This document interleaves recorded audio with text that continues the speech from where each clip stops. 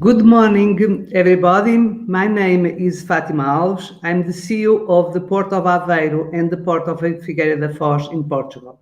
First of all, I would like to welcome you all to our webinar that is dedicated to decarbonization of small and medium ports. As you know, the current global situation of pandemic crisis has put health more than ever at the top of everyone's mind and helped us realize that we can never separate human health from environment and animal health. So it is increasingly clear that sustainability issues are fundamental to Europe's economic growth. The European Green Deal is just that, a new development strategy for Europe with the goal of creating jobs and generating health, in which the environment is the central pillar. And because climate change continues to humanity's greatest challenge, it is essential to accelerate investments that will bring us closer to achieve the goal of carbon neutrality by 2050. In this agreement, it is stated that transport is responsible for 25% of the EU greenhouse gas emissions, a trend that is still growing to achieve climate neutrality in 2050. A reduction in transport emission will be needed, to which road, rail, aviation, and maritime transport must contribute, and there is no doubt that transport must become dramatically less pollution. The waterborne transport in particular accounts approximately 19% of world trade and 30% of the EU transport emissions. It is therefore clear that sea and inland ports have a major role to play, both as connection points on the own transport network as a multimodal nodes, ensuring connection to other modes of transport to the hinterland and integration with cities. As such, green ports as multimodal platform for sustainable and smart mobility have a great potential to lead this energy transition and push other ports in this direction towards greenhouse gas neutral shipping. You may be asking the reason why this webinar is dedicated to small and medium-sized ports in particular, instead of ports in general, which is due to different circumstances of these ports when compared to the super large ports.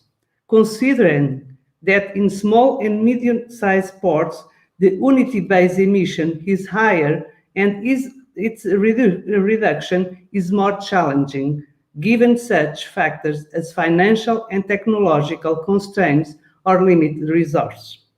Another factor is the representation of these ports. If we take a look at Europe, for instance, we will notice that small and medium-sized ports account for the largest share of the port market, which means they play a major role for an effective greening of the waterborne transport.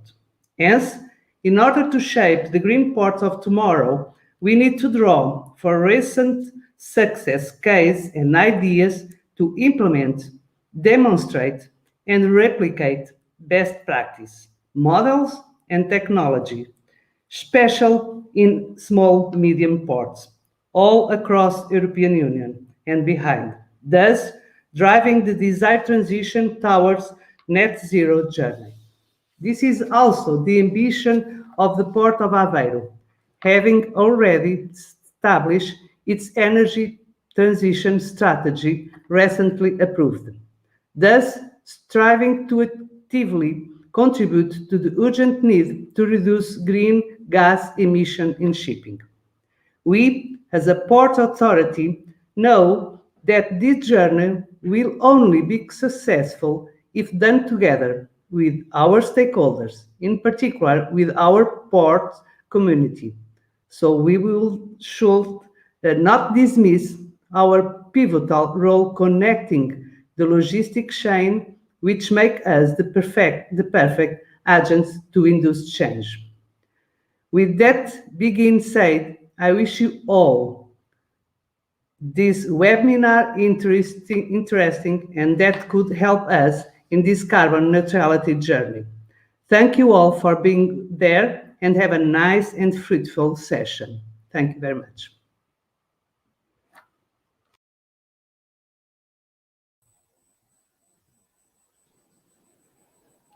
Hello, good morning to everybody. My name is Hugo Faria. I'm a senior researcher and consultant at Innova Plus, and I will be sharing this session. This first session is composed of several presentations from Port of Aveiro and local partners with a great set of experience and potential to showcase, and that's the main purpose of this first session. We will have a very tight agenda for which I ask all the presenters to be very respectful of their time, and we will have a Q&A session at the end if the time allows us. So with no further delay, let me introduce the first speaker, the first presenter. She will be Maria Manuel Cruz from Port of Aveiro, presenting us the Port of Aveiro case study. She is environmental manager, and she has a degree on environmental engineering. She is responsible for sustainability and environmental management of Port of Aveiro and Port of Figueira da Foz, which work as a cluster, concerning mostly wastewater quality, wastewater, air quality, and noise management, as well as environmental monitoring itself. Maria Manuel, the floor is yours. Thank you, Hugo. Good morning, everybody. Let's start presenting the case study of Port of Aveiro. Firstly,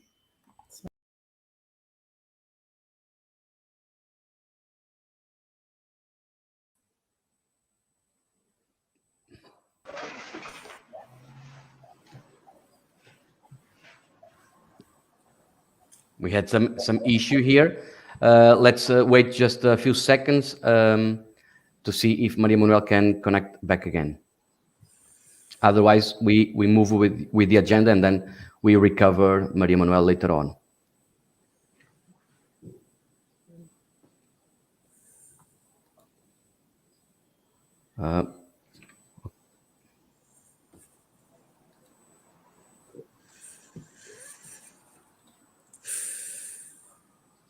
Okay, so I think we move forward, okay?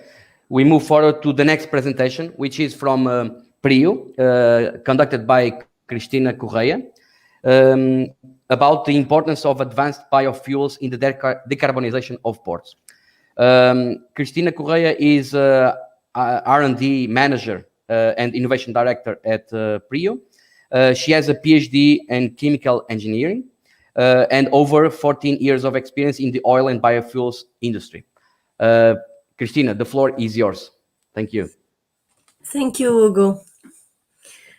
Thank you very much for the opportunity to be here to share our vision in the importance of advanced biofuels. I'd like first to thank you to the Port of Aveiro for this opportunity. I will start sharing my screen.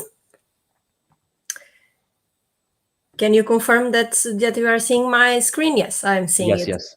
Okay, great. So thank you very much and welcome all. I will start now. So I'm here to talk about the importance of advanced biofuels in the decarbonization of ports. I would like first to get to know PRIO a little bit, just for you to have some background on our company. Then a brief overview, what are advanced biofuels and what are our solutions for port decarbonization. And then I will finish with a reflection on the team. So who are we? So our mission is all about energy. And in an integrated value chain, we distribute and commercialize liquid fuels and LPG, and we are supported by a tank terminal in Port of Aveiro, where we have independent storage and primary logistics, and an advanced biodiesel plant. Mainly, we have 7 different business areas in our company group. Everything starts with the biodiesel plant. where we produce mostly advanced biodiesel, mainly from residues. Then we have the tank terminal, where we have the storage, and we ship the product for our clients and our gas station networks. So these industrial units are in Port of Aveiro. And then we have the network of more than 250 gas stations that are all over the country, and also some in Spain. We also have the LPG business area, the lubricant areas, and the electric mobility, where PRIU is working since day one in Portugal. About advanced biofuels.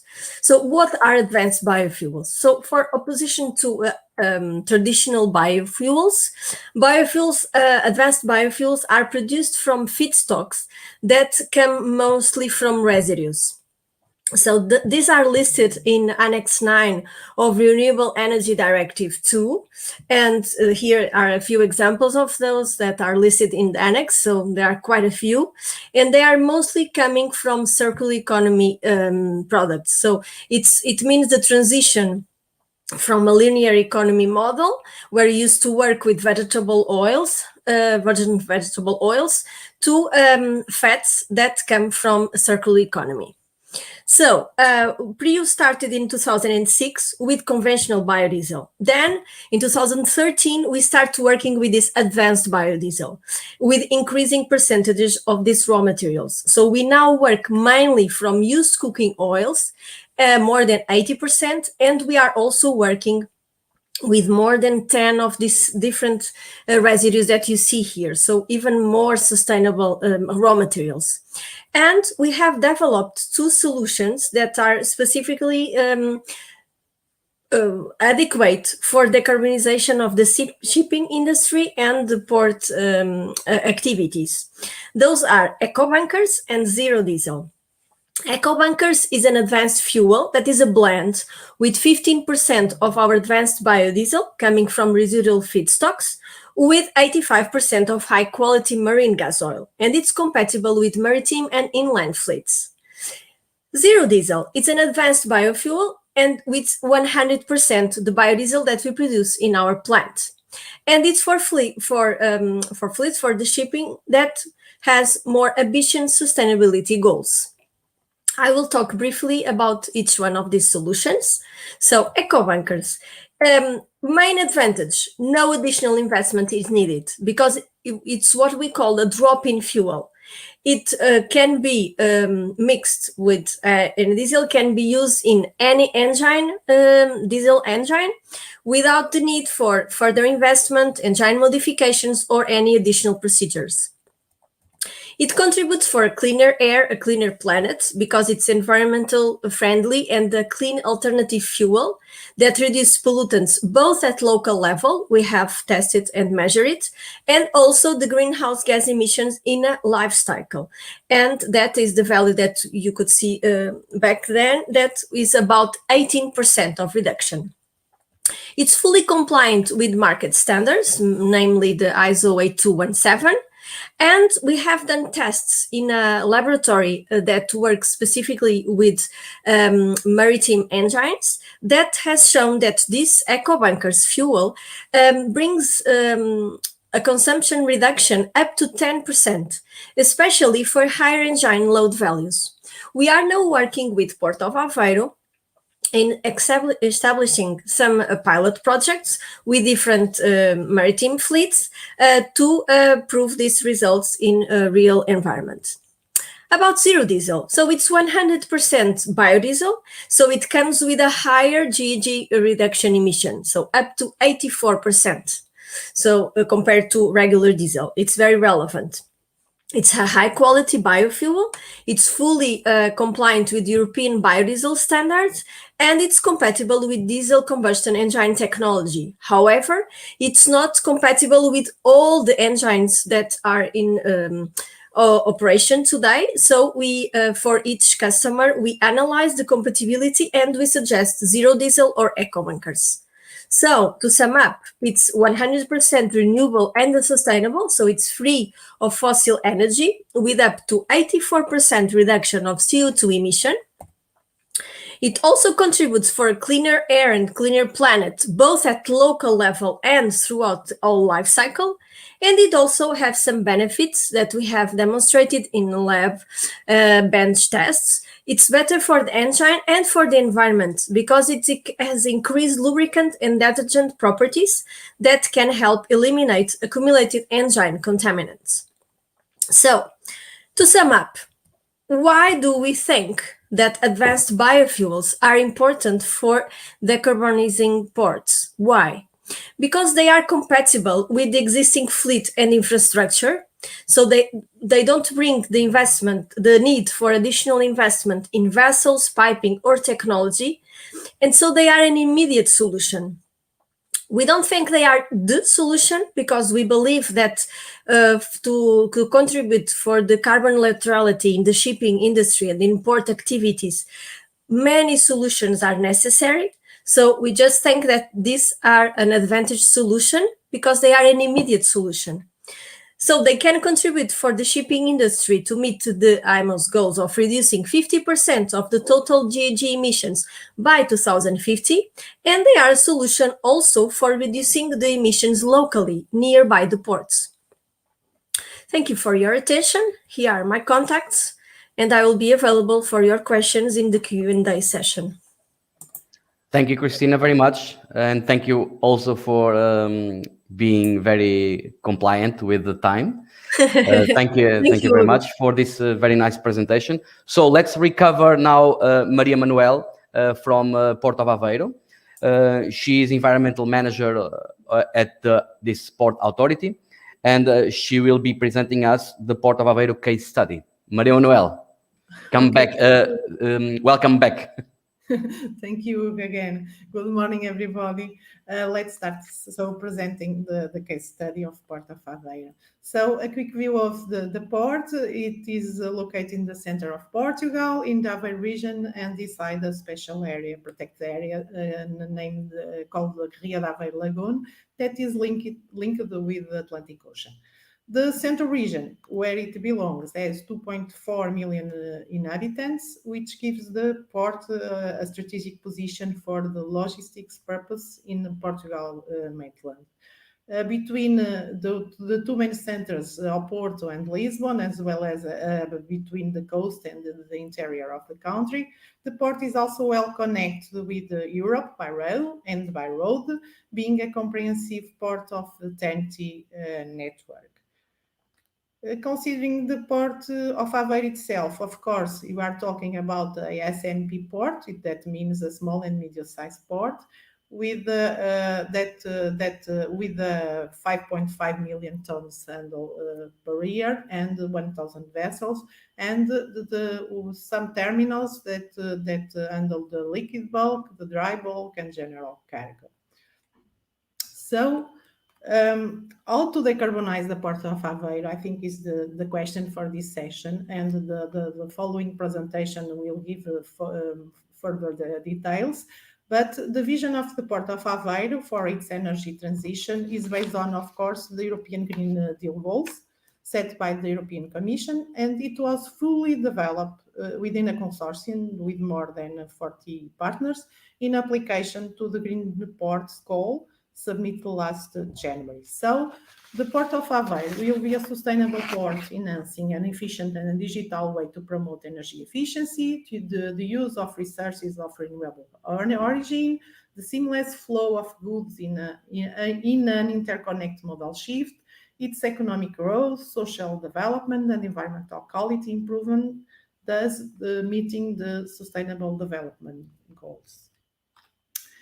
So some ideas for our action plans. Firstly, the roadmap and business plan. So we need to bring the port community together with us to establish a single vision to the greenhouse gas emission reduction, and also the renewable energy sources, because the Port of Aveiro intends to increase its energy autonomy to become a renewable energy self-sufficient port. Through investments, of course, in the firstly in the wind power and the photovoltaic power, and later on in the hydrogen and the current tide power. and who knows what else.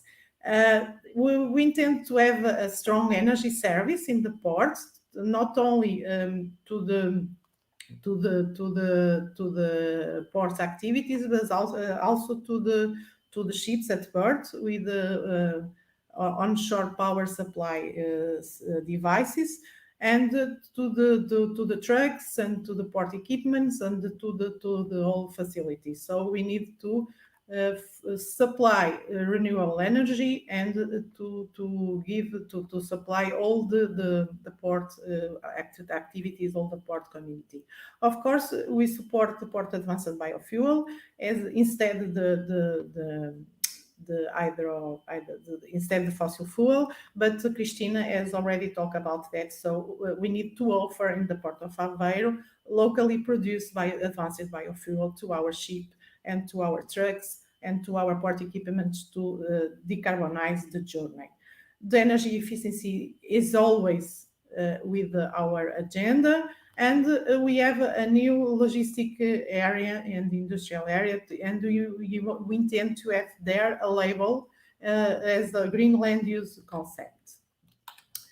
So, of course, we can't forget the logistic chains and the efficiency, because it's very important also to the energy and all the digitalization that we need to support all the systems, so even logistics, even energy. And without a port community network, a strong port community network, we can't do that. And of course, you need to work with the city. The Aveiro is a smart city, and we can build a smart port city with a lot of actions between the port and the city. So now the Port of Aveiro, of course, is testing some advanced biofuel. It's carrying out technico-economic feasibility studies to put in place the new solutions. Is looking for European and national funding opportunities to support the necessary investments, and working closely with its sports community and other waterborne transport networks. So I think the following presentation will give more detailed information, but by now, what we intend in the Port of Aveiro is to reach the ultimate goal of becoming climate neutral into 2050. And thank you very much. We see that at the end. To you back. Thank you, Maria Manuel, for this very short but comprehensive presentation on the Port of Aveiro case study and the positioning in the landscape. Thank you. I will, at this time, I will just remember our audience that we will have a Q&A session at the end. So if you have questions, please use this chat box in the YouTube to pose your questions. With no further delay, let's then move forward to the next presentation. And we will have Margarida Coelho from University of Aveiro. She is assistant professor at the Department of Mechanical Engineering. She is PhD in the same area.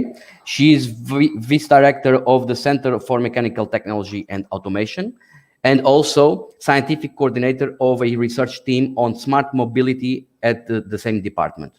And Margarida will be presenting us on the energy transition for a smart and sustainable mobility in port cities. Margarida, welcome. The floor is yours. Thank you. Good morning, everyone. I don't know if you can share, if you can see my screen. Not yet. What about now? It's yes. Can you confirm? Now it is perfect. Okay, so good morning, everyone. So my name is Margarida Coelho. I'm a professor at University of Aveiro in the Department of Mechanical Engineering, where I also serve as Vice Director of the Research Center, Center for Mechanical Technology and Automation. And in the University of Aveiro, we develop research on mobility on different fields that I have listed here. And we are also launching the master degree on smart mobility very soon. And what is the motivation of our research? Basically, we know that transport employ more than 10 million people. The transport system and mobility is critical to European businesses and global supply chains. But at the same time, transport is without cost to our society. We have greenhouse gases and pollutant emissions, we have noise, road crashes, congestion. So today, transport emissions represent more than 1/4 of the European Union total greenhouse gas emissions. And the sustainable and smart mobility strategy of the European Commission, launched at the end of last year, has as objective a 90% cut in emissions by 2050. And namely, waterborne transport has decarbonization challenges in the next decades. And some of the key areas that I just outlined that involve the port sector. So the sustainable and smart mobility strategy want to boost the uptake of zero emission vehicles and vessels, to create zero emission ports, to have healthy and sustainable interurban and urban mobility, so also involving the cities, and to green the freight transport. So here is where our research relies on. And here is the vision, my vision, to tackle a smart and sustainable mobility in port cities. I will outline several projects that we have here at University of Aveiro on these three areas: alternative fuels and propulsion modes, automated mobility, and also intelligent transportation systems, digitalization, and mobility as a service. So starting by the first one on the alternative fuels, we have several projects on biofuels, and namely we had one project that involved the microalgae derived biofuel production, and we assessed all the life cycle chain. So we made a life cycle assessment, also an economic feasibility analysis, to know which were the hotspots in terms of greenhouse gas emissions and energy consumption. And namely, we found out that the lipid extraction process is a very detrimental process for these micro biofuels production. Not only for alternative fuels, but also conventional fuels, we have the capability to look microscopically and assess second by second greenhouse gas emissions, also NOx and particulate matter emissions, in order to understand how the driver volatility can be correlated with the emissions of the vehicle. And now doing a bridge between the alternative fuels and propulsion modes and the automated mobility, some of the research, and I think one of the potential for our cities, for the smart cities, is the linkage between alternative energy and automated mobility. And we can do some simulation, and I'll put here a very small video in which we can simulate different types of vehicles, not only conventional vehicles, but also automated vehicles, also bicycle with the presence of bicycles, pedestrians.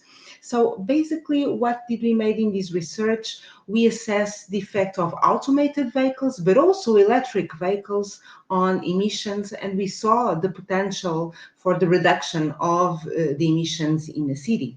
And basically also taking into account the electricity production to charge the battery of these electric vehicles, what we found out is that if we have a percentage of 10% of automated electric vehicles, we can achieve a reduction on 10 to 40%, 14%, depending if we are talking on CO2 or NOx, but this percentage can increase into a reduction of 50 to 56% if we have a scenario of 50% of automated and electric vehicles.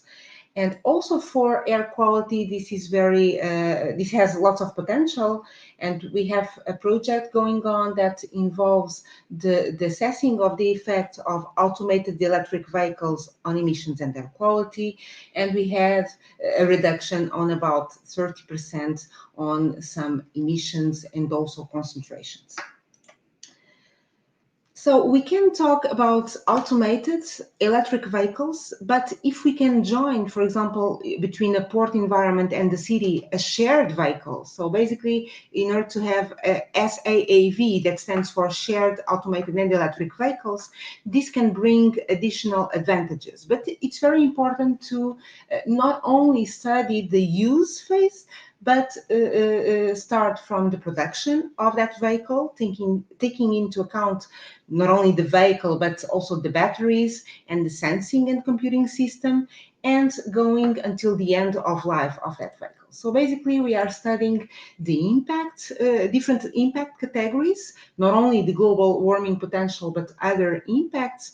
And what we are also establishing as scenarios are different types of electricity generation. And with what we found out is that the electricity generation based on wind power is the most promising and can reduce about 41 to 49% on the impacts of mobility. Finally, on the ITS, digitalization and mobility as a service, basically the university is working with several projects, with several partners, and basically my acknowledgement also to the Port of Aveiro, to the partnership that we had in European proposal, because this partnership between different partners are really, really important. So the university is working with the municipality of Aveiro in one project called Aveiro Steam City, under the development of a multi-technology communication, computing and sensing infrastructure in Aveiro to support innovative services in the area of mobility, environment and energy.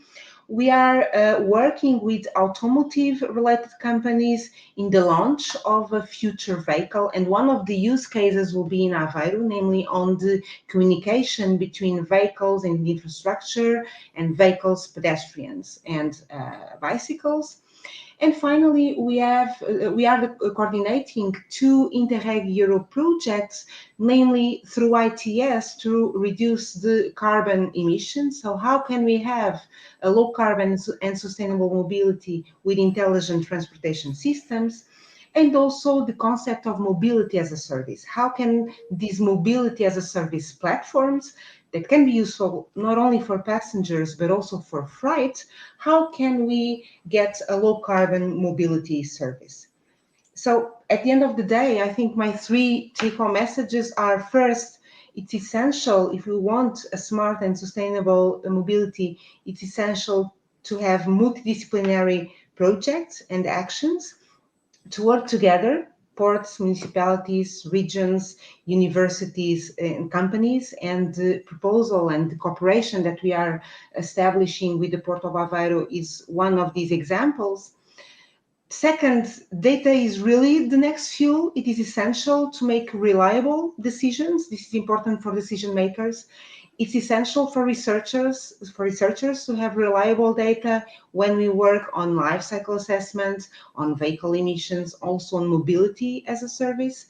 And last but not the least, a synergy between different energy transition options, technologies, and individual behavior is essential for a smart and sustainable mobility.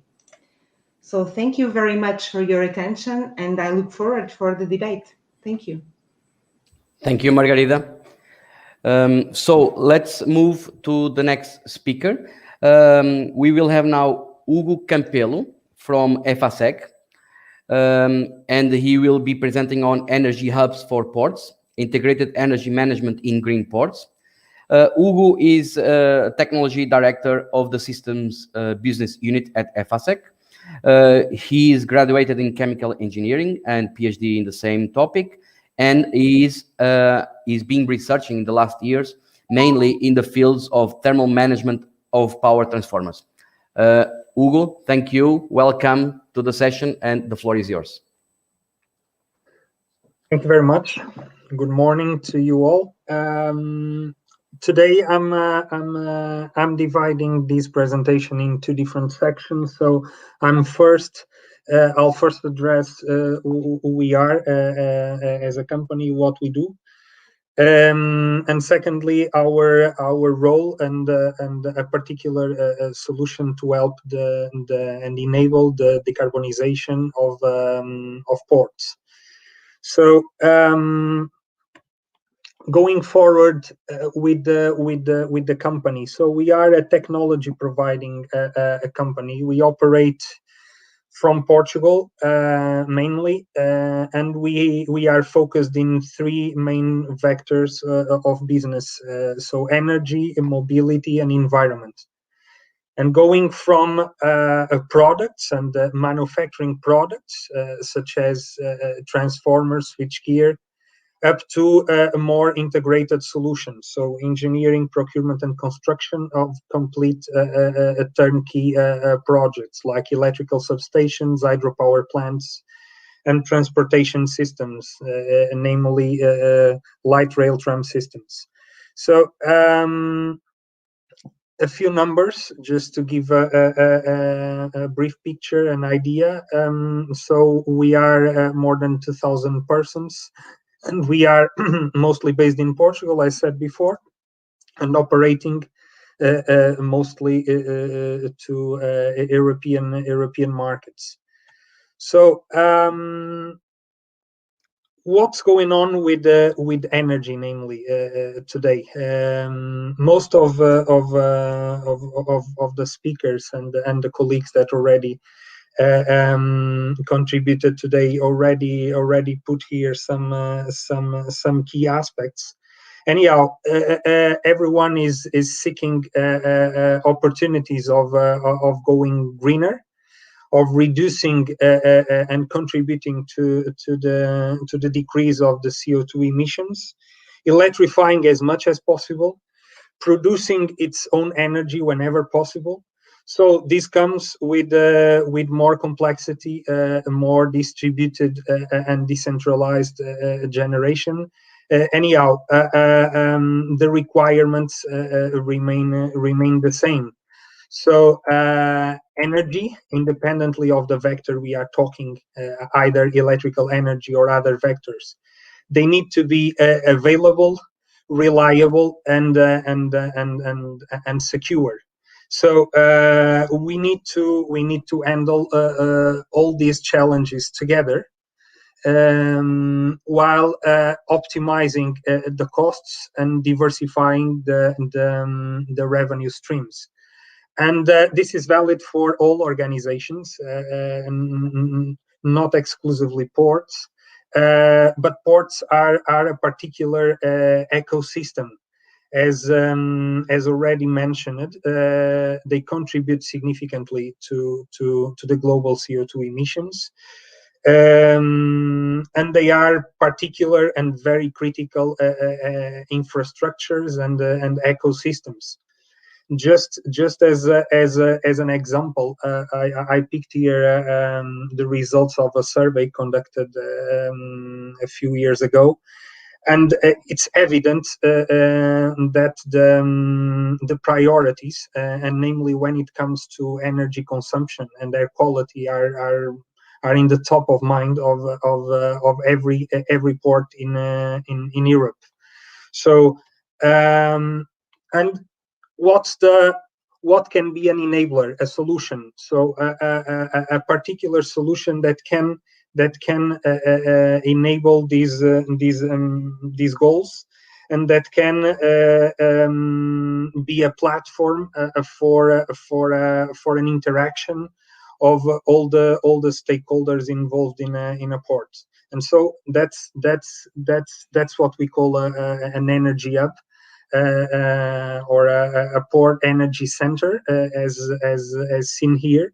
So we are talking of a solution that comprises infrastructure and products, but all glued in an energy management platform. So in a digital platform. So we are talking of solutions that can range from shore power substations to supply ships and other port vehicles, also on a EV charging solution for all the vehicles that circulate in a port, and that might be and becoming increasingly electrical. We are talking of demand side solutions for the buildings to enable demand side energy savings. We are talking of high voltage solutions to connect these ecosystems as much as possible to higher voltage levels and higher voltage existing infrastructures. We might be talking of train and train solutions if the port has such facilities, as the case of Port of Aveiro. We are talking of other energy solutions, not only electrical, but that might exist. So all of these enabled in a communication through a communication infrastructure, and managed through this multi-instance system. So drilling down and going down with more details on the particular characteristics of this management system. So we are talking of a platform with embedded forecasting tools to allow a proper balance between the generation and the demand side. We are talking about embedded digital twins of the multiple resources of this particular ecosystem.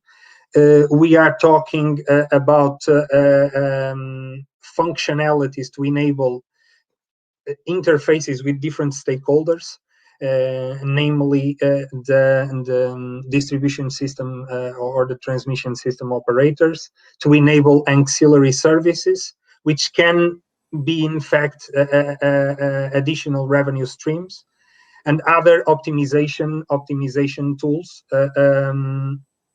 Also important to say, we are talking of managing a distributed architecture that might involve battery energy storage systems. We might have, depending on the electrical infrastructure, AC or DC connections and equipment. So this demands an integrated operation of all these architectures, and as well as the EV charging stations and the bidirectionality of these stations, in order for them to be able to supply the vehicles, but also to be able to supply other loads in the system. So this is just to give you an overview. I'm open for questions during the Q&A session, and thank you very much. Thank you, Hugo, for this overview on the possibilities. Now we will move to Teresa Marques from Bondalti.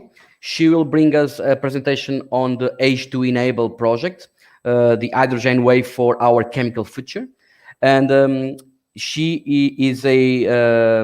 has a degree on electrotechnical and computer engineering, and also a degree on operations research. She is currently Deputy Director of Integrated Production Planning and Energy at Bondalti, and she has also a relevant participation in European business associations, and therefore Bondalti will bring us a very relevant overview as well. Teresa, the floor is yours. Good morning. Thank you for the invitation to participate in this session. I don't know if you are already looking at the screen. I will try to in these few minutes to try to thank you all for participating in this. I'm having some trouble sharing, I believe. You are sharing your screen, yes? Yeah, I think yes. Can you see the Not yet.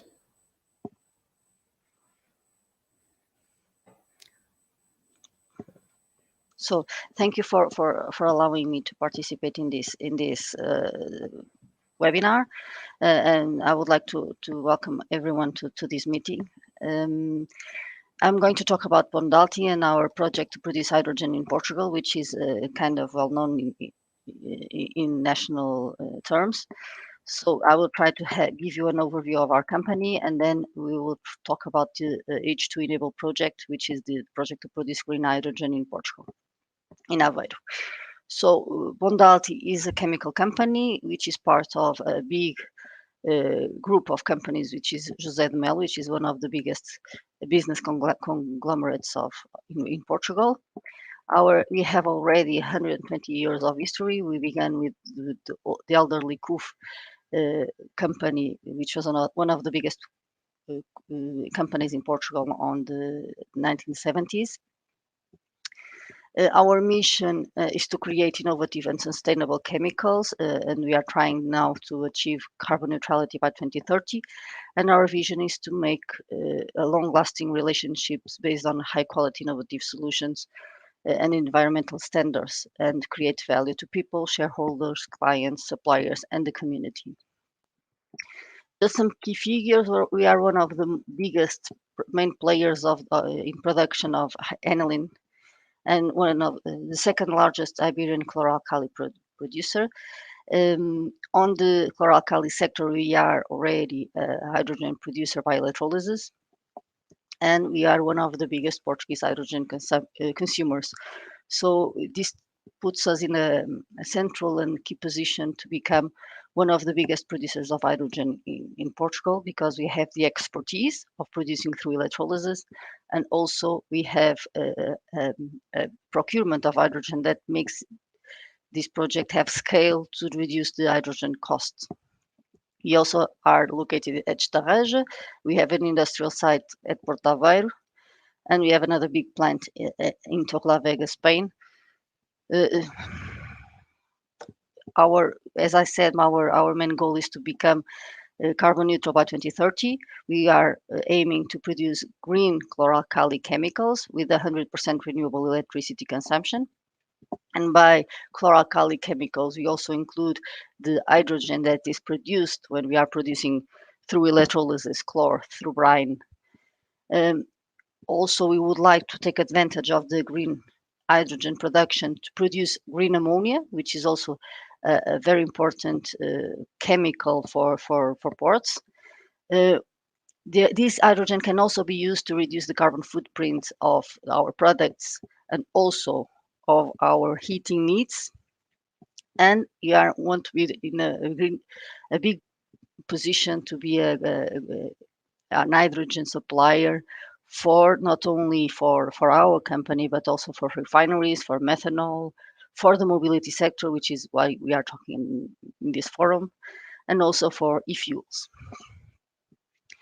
To understand a little bit about Bondalti and our hydrogen value chain, we are at Estarreja, where we are producing these two products, which are aniline and chloralkali. We receive through Port of Aveiro one of our biggest raw materials, which is benzene, and also we export one of our most important products, which is aniline, which is the product we are trying to become green. So putting into a little bit of a scheme, we are producers of chloralkali products, which include hydrogen. This hydrogen is used internally on our production process of aniline and derivatives, which is combined with gray hydrogen that we buy from a neighboring company. And then we use also green ammonia, gray ammonia that we import from other places to produce our main product, aniline, that is exported by the Port of Aveiro. What we would like to have is a completely storage feedstock of electricity by renewable modes that can allow us to produce this hydrogen as green, and then to use in our current value chain and our current production process. and complement it with a production of green hydrogen produced from water electrolysis that can help us substitute this gray hydrogen and also have a surplus to feed the market, including Porto Aveiro, to be used as fuels or to be used as feedstocks or fuels to substitute heat production by other means of fuels. So we are trying to take advantage of our position being 50 kilometers from Aveiro Port to try to take the scale and the lost costs of hydrogen to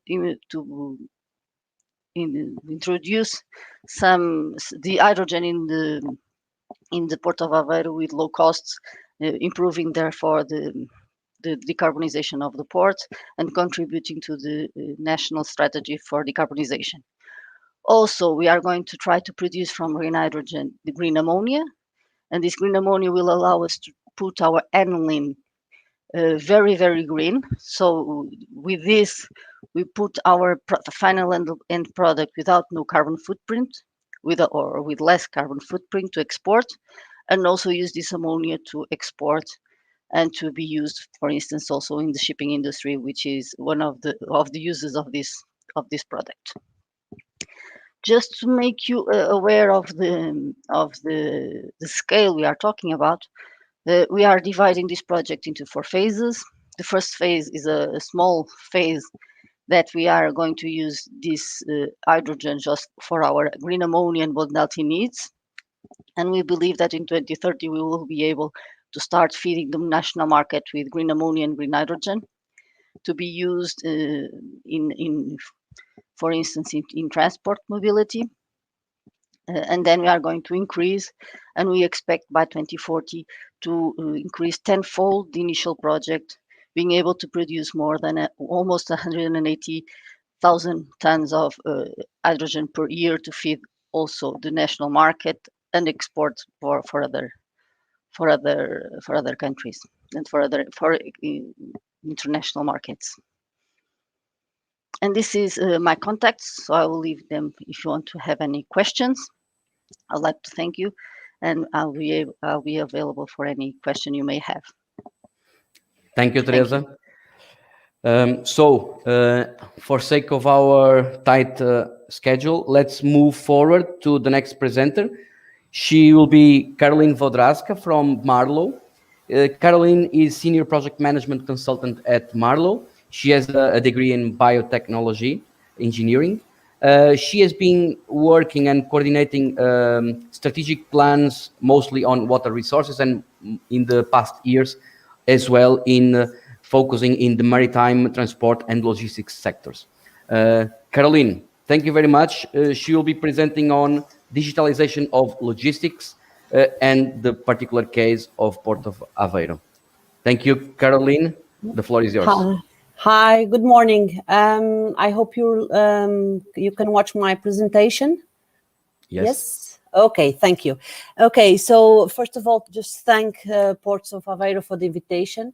Marlow is going to present about digitalization in logistics and the case study of the digital gate that we are developing in the port. So digitalization in logistics, starting there. Marlow is one of the featured members of the European technology platform ALICE that is set up to develop comprehensive strategy for research, innovation, and market deployment of logistics and supply chain management in Europe. This ALICE is an alliance of stakeholders and shippers, from shippers to supply chains providers, and that studies and looks at how it will be future logistics globally talking and in Europe. And for future logistics from global to urban will be founded on an open global logistics systems, connecting logistics networks founded on physical, digital and operational interconnectivity. And what the idea of this alliance, it's going further zero emission, as you all know, because of the Green Deal. And we would say that in terms of digitalization, we are at innovative supply chain design and service integration level. So I would say that we are going further and going well, further as zero emission helped and sustained by the digitalization in the corridors and hubs and synchromodality. Just explaining you this because it's important to understand that in the coming decade, the number of trends driven the need for innovation in hubs, corridors, and synchromodality, and in that case, ports are a very important key stakeholder in these corridors, and these trends that have been identify includes transport and supply chain processes that need to be well aligned, have well aligned systems, the greening of supply chains is also very, very important. Logistics data and ICT solution will accelerate all the to give a dynamic transport management and to improve the digitalization of logistics. Also, globalization, socio-demographic changes will be a key of great importance in this transition in logistics. Saying that, going particularly to the Port of Aveiro case, we were challenged by the Port of Aveiro, multifunctional port that has several terminals, to digitalize 3 of their terminals. In this case was the North Terminal, the main multipurpose terminal the port has, the solid bulk terminal and the liquid bulk terminal. Marlow was challenged by the administration of the port to take these 3 terminals and make to include digitalization and digital gate in the entrance and in the management of these terminals. For that, of course, we had to start by document all the access control to the port, to the purpose of the future processes model for entrances, also include all the community actors. That is really very important to have all the stakeholders in the discussion in going further a solution for the port, for the entrance, for the management, for the optimizations of the operations in the port, and evaluate the costs and benefits of this. The main idea was, of course, to have a terminal entrance, a digital gate that would include all and promote all these different features. With booking, have a pre-scheduling of the actions, also include the request of the access, to have an order management also included, so we know for what these carriers will go and for the cargo for which operator is going. The entry and exit control. Don't forget, ports are international areas, so it's mandatory to know exactly who is inside, who is getting in, getting out, and of course, if needed, waiting management, waiting park management, to try not to have too much carriers outside the port. For that, also, it's very important to explain that in Portugal we are starting now. We are already implementing the Portuguese Logistics Single Window. That helps a lot to get for the next step of digitalization in ports and in logistics, because a lot of information is in that platform. So the Portuguese Logistics Single Window is a collaborative platform that gives real-time information and aligns processes in operations, also in ports. And the synchronizations of operations, it's crucial for the logistics to go further and to optimize all the operations. For that, also, we need from the side of the port to have all the informations when the entrances in the digital gate. And for that, we also managed to design a solution for the Port of Aveiro in those terminals I was saying to you, to read and to collect data.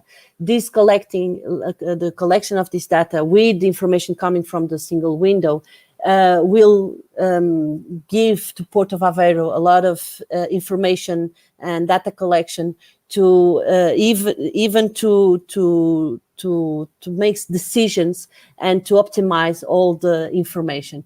Here you can see like a croquis of a carrier coming in the terminal barriers, the terminal gate. You have the kiosk to make all the identification of the driver, of the cargo, of the movement is going to have to be done inside the port. We have the LPR also plates recognition readers, and examples of several types of recognition that it's important information to know at each moment who is going in and who is going out. Also, this is very interesting in the data collective, but also the outputs of all this information. With all this data information that we have, we can do a lot of working, a lot of solutions and a lot of outputs with using the big data and the Internet of Things, like consolidate events such as operator and terminal users, manage warehouses and open areas availability in the port, establish best routes and routes optimization in the port for drivers to and from the quay, manage and optimize the empty load running. That's very important because a lot of those drivers come in with cargo and get out of the port with nothing, and we would like to optimize that type of empty load running. Manage the estimate time of arrival. This is also very interesting for the operators of the port to know, to say to the drivers, to say to the companies that bring their goods in the port, the boat, the vessel is late or not. So this estimate time of arrival to be in this information is very important for consolidating information. Manage port entrances, increase the rail transport efficiency, very important, and collecting all the image data and indicators of the port operations will give also to the Port of Aveiro all the information towards a business intelligence tool for decision support. Just closing the presentation, hope it wasn't too much information. Marlo's role in the green logistic is being in the main activity of this company, since we are involved in the creation of innovative technologies for green logistics, like mixed move match solution was a spin-off from Marlo 3 years ago, and it was a digital platform for supply chain execution that enabled 50% of carbon footprint reduction for large-scale logistics operation. We were appointed in 2016 for best innovator in Europe in that category, and we are also shaping the role of smart ports using technology to reduce carbon footprint through an innovative digital solution. Thank you very much for your attention. I hope I was on time, Hugo. Almost on time. Okay. Thank you, Caroline. Thank you. At this stage, we are now closing the session 1.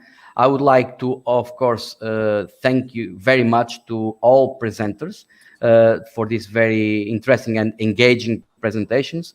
I would like to emphasize that the idea of this first session, indeed, and I think it was achieved, is to showcase that we talk from Aveiro to the European Union. We talk from Aveiro and this great set of stakeholders that they have already in place, and therefore with a great potential to showcase and to develop and to actually improve regarding environmental performance and others in the future.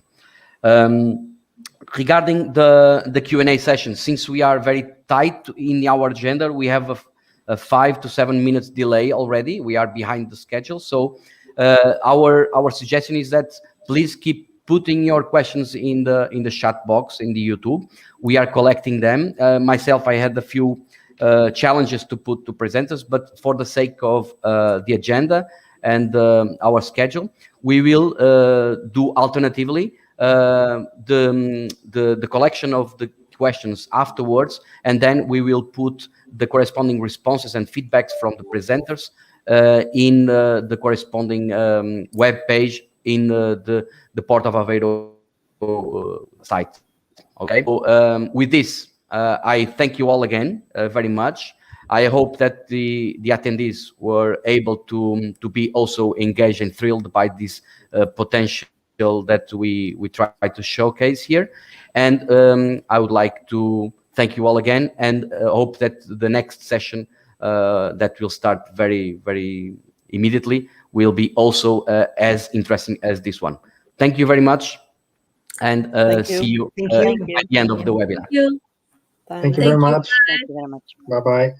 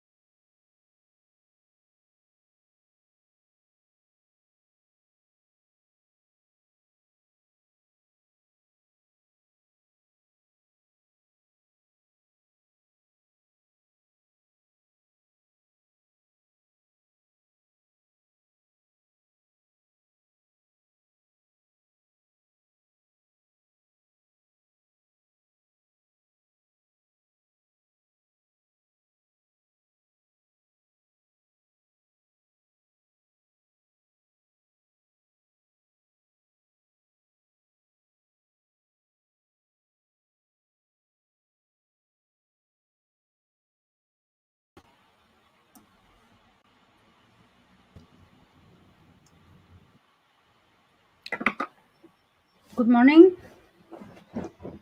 I think I'm on. Good morning. Well, we will start. Good morning, all, and our speakers for this the next session too. Good morning. I think we must start. So the session 2 is dedicated to best practice at European ports. Before we start, let me advise everyone that we will share the presentations by email to all the ones that have registered, and we can have the chat conversation under our YouTube that is running live. I will start with the first topic, that is local-based solutions toward energy production. And I will give the floor to Joseph Sanz Adjunct. Since 2014, he is part of the R&D Energy Transition team in Fundación Valencia Port. He has been working in several initiatives to improve sustainability of port operations in topics such as energy efficiency, renewable resources, and alternative fuels. Joseph, are you okay to start? Welcome. Yes, I'm okay. Just give me 2 seconds. Let me share the presentation.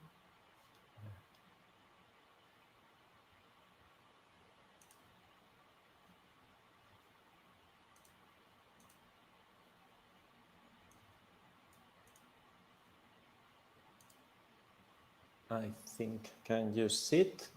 Not yet. If you need our help, I'll ask our staff to put your presentation on. Let me check.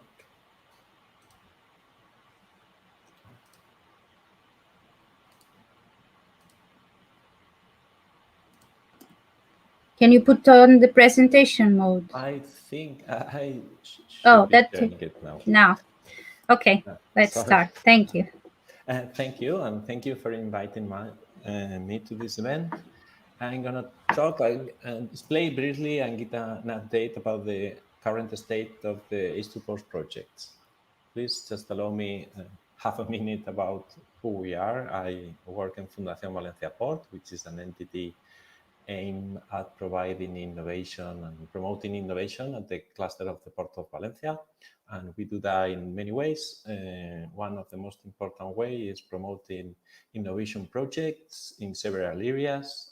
One of the most important right now is sustainability and energy transition, in which H2Ports belongs.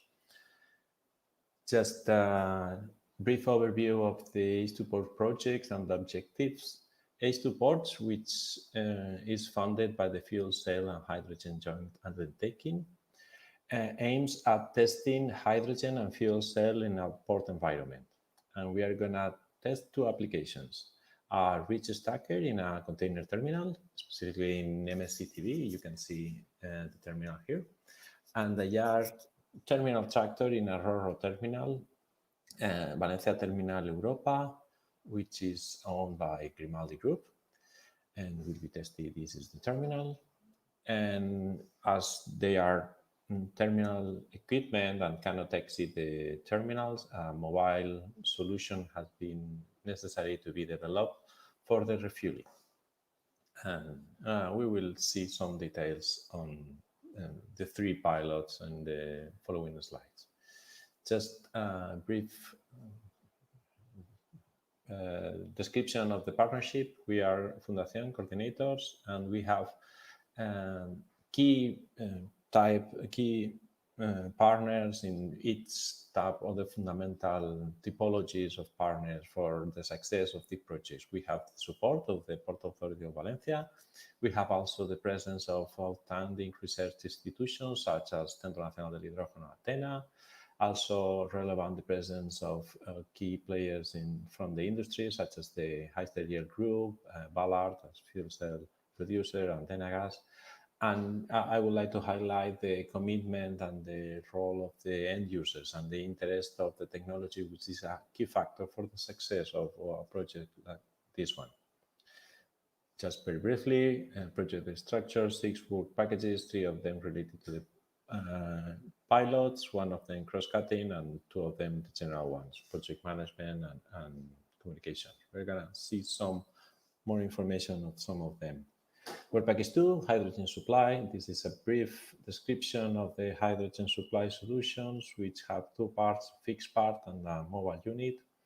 The mobile unit is the one that actually carries the refueling by difference of pressures and has, this is the one that you can see here, and has hydrogen tanks at 2 different levels of pressure, 300 bar and 450, just for energy saving. The mobile unit will be fueled by a compressor, which is located in, is going to be located in a fixed part, which takes the hydrogen for the buffer tank, which will be the one receiving the hydrogen from an external supplier.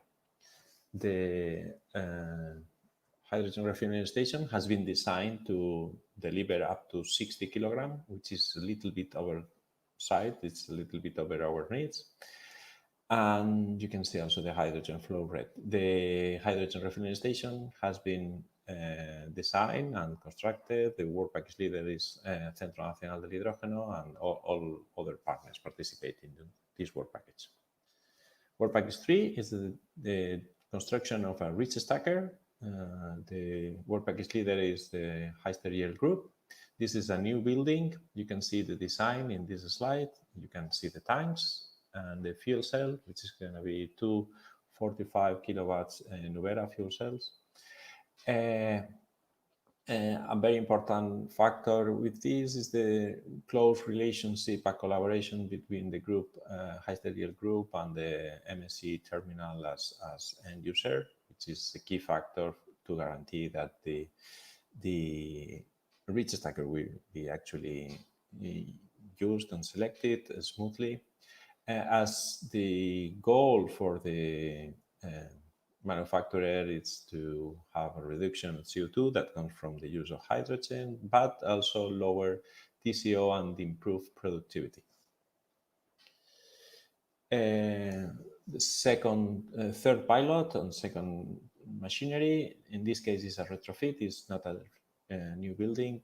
A diesel turbine will be converted into a hydrogen and fuel cell. So that implies removing the engines and transmission, etc., and including the electric motor, the fuel cell, tanks, batteries, etc. You can see up on the right the design, the fuel cell on the side. You also can see the tanks and the batteries, and a picture of the day they start removing the diesel engine. This the work package leader for this retrofit is Athena, which is carrying out the retrofit, and the fuel cell provider in this case is Ballard, which is also doing a reboxing of a standard commercial module. So in both cases, they are already working on it in both the construction and retrofit, and we will see the planning later on, but we expect to have one of them finalized either at the end of the year or the beginning of next year. We have also a very important work package, which is cross-cutting to define all hydrogen is new for the port sectors. Is not only to have the machinery, but also to resolve a lot of issues that are unknown. And this is the work package for that, in which logistic, regulatory, and market aspects are analyzed. Just a brief update about the planning. We started in the beginning in 2019. We have been a significant impact on the COVID situation that has delayed all pilots. That means that we were expected Joseph, you have 1 minute. Sorry, you have okay. 1 minute. Thank you. We expected to have it already working, but we have suffered at least 1 year delay. That means that we will have right now we expect to have all equipments starting the operation either at the end of this year or beginning of next year. They will operate 2 years, so the end of the project is expected for 2023. Just this has been very brief. If you want more information, you can join the social networks of the project and also visit our website where there is more information, and even subscribe to our newsletter. Very good. Very good, Joseph. Thank you. I will pass now, have the floor to Dimitris Spirou. He's a strategic planning and marketing consultant of Piraeus Port Authority, and he specializes in integrated information systems. Dimitris, the floor is yours. Thank you. Good morning. Thank you. Good morning. Thank you very much.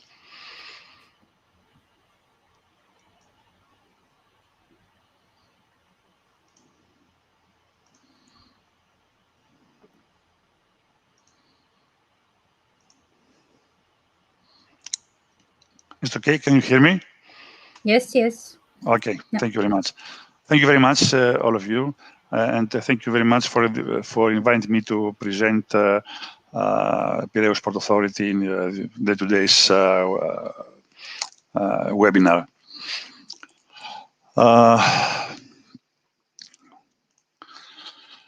Piraeus Port is, as you probably know, the biggest port in Greece and one of the biggest ports in Europe in terms of cargo handling and passengers throughput, according to the data from 2019 before the COVID crisis. As the Port of Piraeus played a key role in the leadership of ancient Athens, so today being supported by the strategic position between three continents, it acts as a lever of development of both the international trade and the national economy. It is extended from 4 municipalities and has a coastline of about 40 kilometers.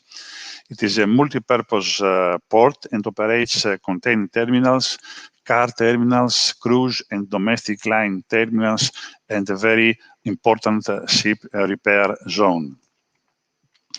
PPA continuing to improve its environmental strategy after its privatization in August 2016, has elaborated and implements an environmental policy considering the European and national environmental legislation, provides cost-effective and competitive facilities and services with small impact on the environment, minimizing adverse emissions on the natural and social environment, implements a well-advanced level of organization and environmental management, and we implement a unified quality management system and environment certified according to ISO 9001, 40,001, and 50,001, while we own the Port Environmental Review System certification known as PERS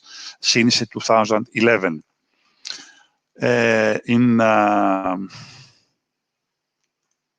In this context, PPA has developed an action plan aiming at the gradual configuration of the port into a sustainable and a low-carbon footprint transport hub.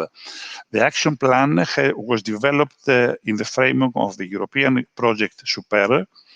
Through this action plan for PPA, we developed a detailed carbon footprint calculation system and an energy management system aiming at the search for the appropriate measures that will drastically reduce the carbon footprint in the port and improve the energy efficiency of it.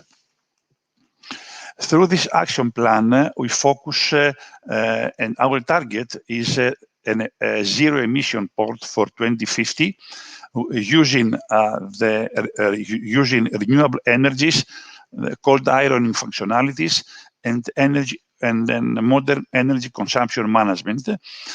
We work towards to a dynamic position in the development of new technologies and in the definition of the environmental strategic planning with objectives to reduce the greenhouse gas emissions, to improve energy efficiency through mapping and reducing energy consumption, to increase the share of renewable energy sources in energy consumption, to introduce carbon dioxide emission technologies in ports and ships, and to propose the offshore power supply for ships and cruise ships. The Port Authority of Piraeus, recognizing the greatest challenge of the time and the need to address the climate crisis, supports and promotes practices and investments in green technologies and environmentally sustainable operations aimed at protecting the natural environment and social well-being. Piraeus Port is very active in research and innovation field, as it participates in numerous of EU projects as partner.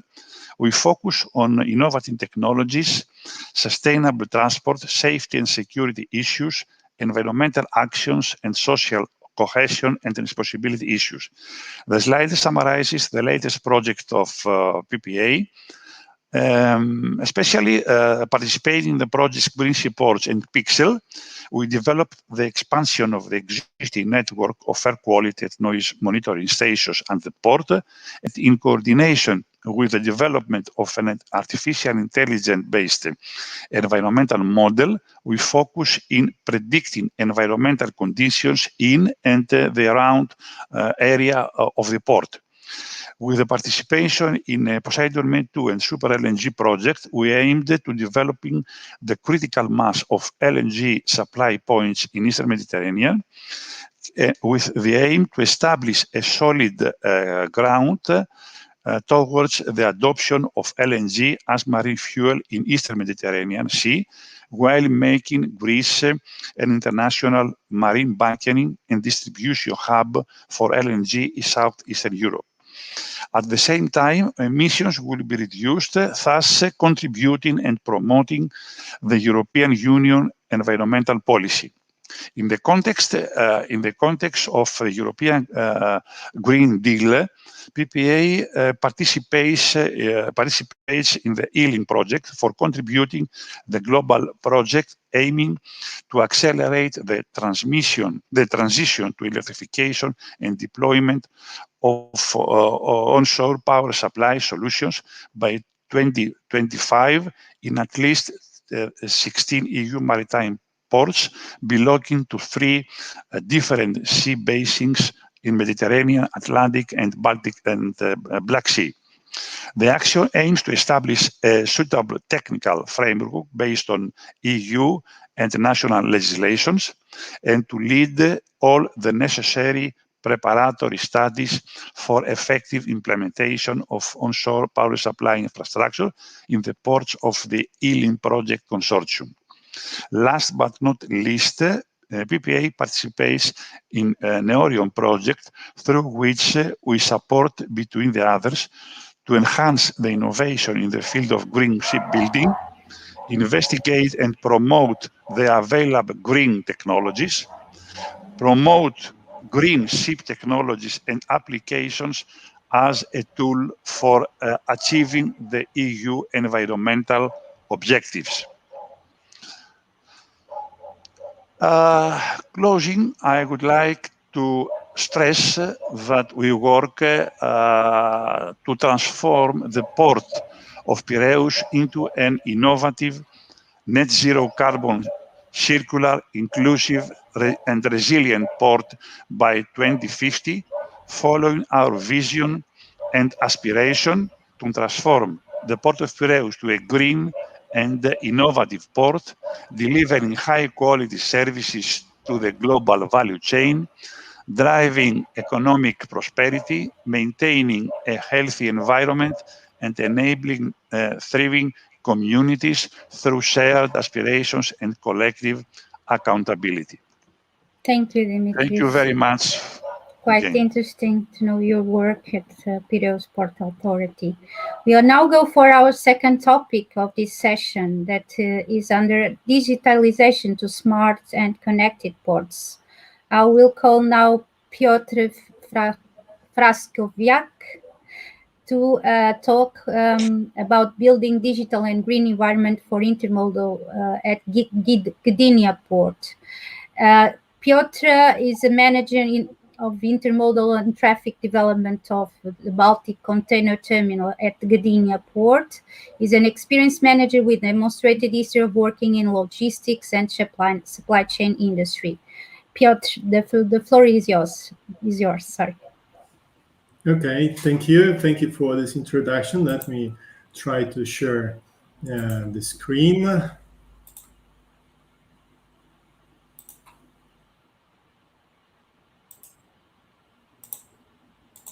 I hope it should be in a moment visible. Yes. Okay. All right. Thank you for the invitation. My name is Piotr Frąckowiak. I'm from Baltic Container Terminals in the Port of Gdynia, and would like to take this opportunity to tell you about our digitalization project and its very favorable impact for our port environment.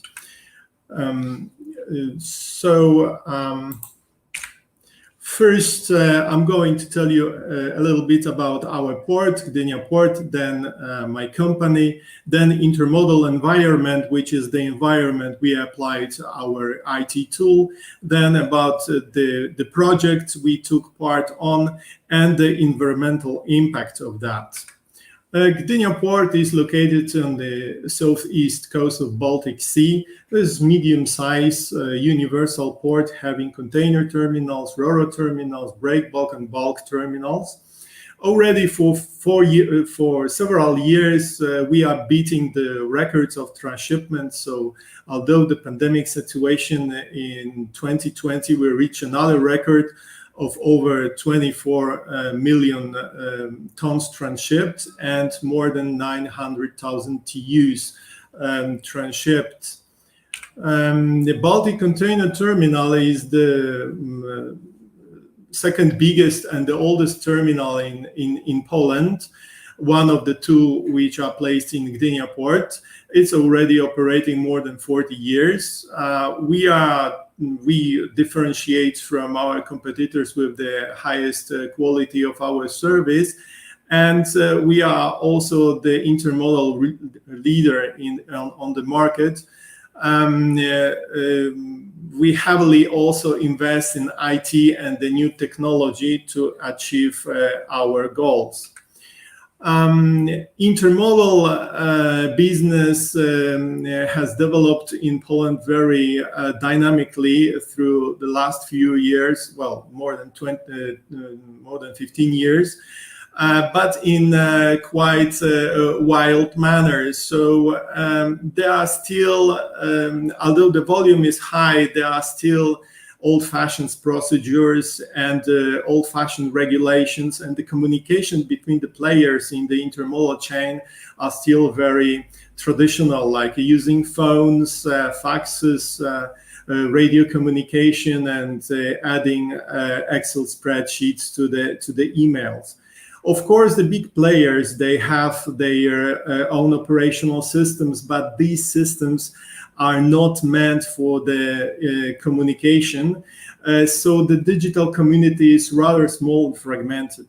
So we detected that there is a strong need in the market of the electronic common platform, which enabling system-to-system integration at low cost and relatively with a small effort.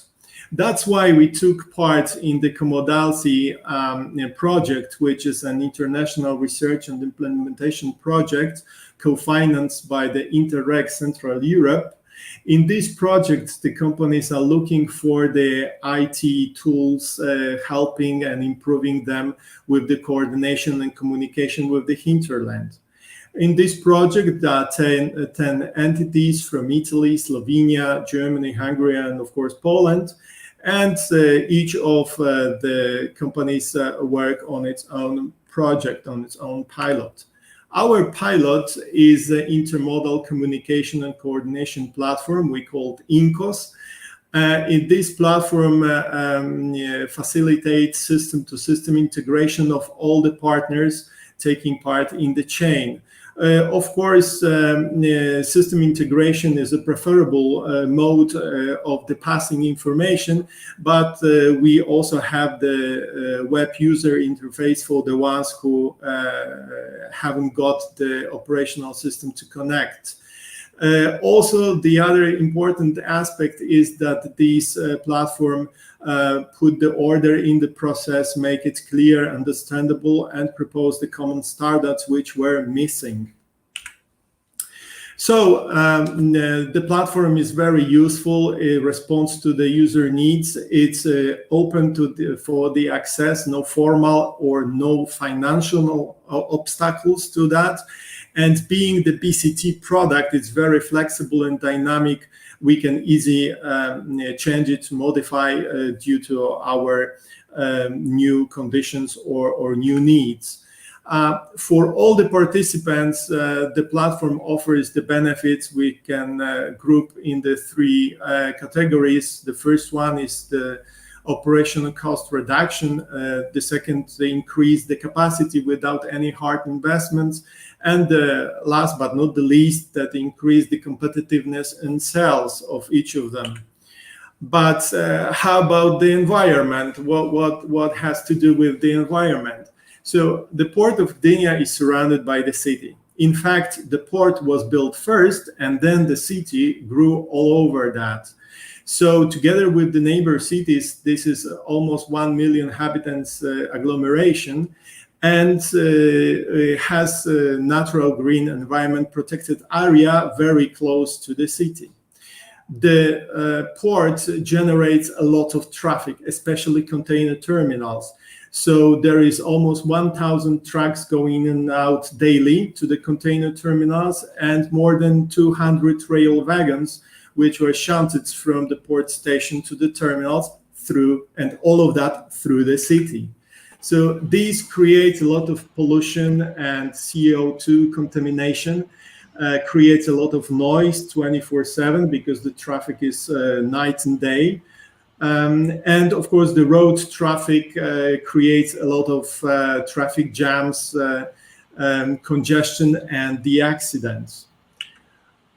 Our platform, offering the real-time exchange of the information and the conditions for the much better planning of the wagons management at the port, it has a very favorable impact on the environment directly by reduction of the rail traffic, which is elimination of the single locomotive transit and the accumulation of the wagons by the trips. So in the result, reducing the number of the trips, and indirectly by the helping of shifting containers from the road to rail intermodal way of delivery. So this is how our small digitalization project, which is focused on the optimizing our process, has a. Thank you very much, Payot. Thank you. Now I will give the floor for our next speaker, Dr. Paolo Pagano. He is the director of the SNIT, Inter-University Consortium for Telecommunications, representative at the Livorno Port Authority and part of Port of Livorno Joint Laboratory. He has been working in advanced sensing and networking in seaports. The floor is yours, Dr. Paolo. Thank you. Thank you so much, Isabel. Let me share my screen. Share screen. Can you see it? Not yes. Okay. So 8 as minutes, Isabel thank you. mentioned, I'm the director of this joint laboratory that has been established by the Port Authority in Livorno and the National Consortium of Telecommunications in Italy, that is grouping 37 universities with a telecommunication department. So the title of the speech is Innovating ICT Services in Seaports along this 5G era. So exploiting this innovation coming from the new mobile network. So I actually attended with very much interest the previous sessions. So you know actually in different jargon what is expected to be a seaport in 2030. So featuring high capacity and efficiency, highly integrated with the inland transport and logistic nodes. Also very effective in exploiting new sources of energy, and that was the subject of the previous speeches. So the point is how to permit these seaports to be engaged in a sustainable growth innovation trend. So I cite this white paper, quite interesting, from Ericsson Telecommunications. We are being connected, and we have teamed up in several projects related to telecommunication networks in the seaport. And so they look with very much interest at the port of Livorno. So the challenges they list in this white paper is to run a tighter ship, so to best utilize the seaport assets with mega vessels, to cut the air congestion, to render safer the life of the workers in the berths and docks, and to, of course, get greener the footprint of the port while getting it smarter. This is very challenging objective, but it is feasible to be achieved. So this port of Livorno, I don't know whether are you familiar with it. It's the door of Tuscany. It is a mid-sized historical port from the 16th century, so there is no how to say discontinuity between the port and the city as it happened in that era. So it is featuring passenger and freight businesses. It is multi-purpose, so we have containers, we have break, dry, and liquid bulk. We have a freight village in the surroundings. We also have a car stocking area, new cars coming from the Far East, from Japan and Korea. We are located along the Scandinavian Mediterranean corridor, north to south of Europe, and we are a core node of this Trans-European Network corridor. And in the same organization, that of the Port Network Authority, there are also minor ports, most notably the port in the archipelagos, in the Elba Island, where Napoleon was confined. So why this collaboration of the CNIT and the Port Authority? We want to collect the requirements coming from the communities. We want to follow and steer the standardization for what is related to data, networks, and services. And of course, we want to assist the Port Authority in the procurement of digital services from the market, and also to check the conformance of the delivered results in respect to the specifications that are listed in tenders, not to abandon the authority. And you see, we have followed the approach of personas in the port communities, and we have these 4 verticals that are focusing on the vessel and marine navigation, on e-freight and intermodal logistics, and passenger mobility, with also a look at the mobility as a service as a new approach, and of course that of sustainable growth, so the environmental control of our port. So you can see more videos. This is a collection of existing videos on our webpage. So what is quite new? We didn't invent anything. We reinvented the wheel. So the idea is to consider as the ICT infrastructure of the port an open architecture. Okay. So in order to distinguish what is related to the infrastructures, so cables, radio-based stations, computers, so all what is concrete, okay, is infrastructure. All what is expected to custody the data coming from different sources is a platform. So we have a set of virtual machines, and these virtual machines are are establishing a data lake where all this information is stored. So we have the document-based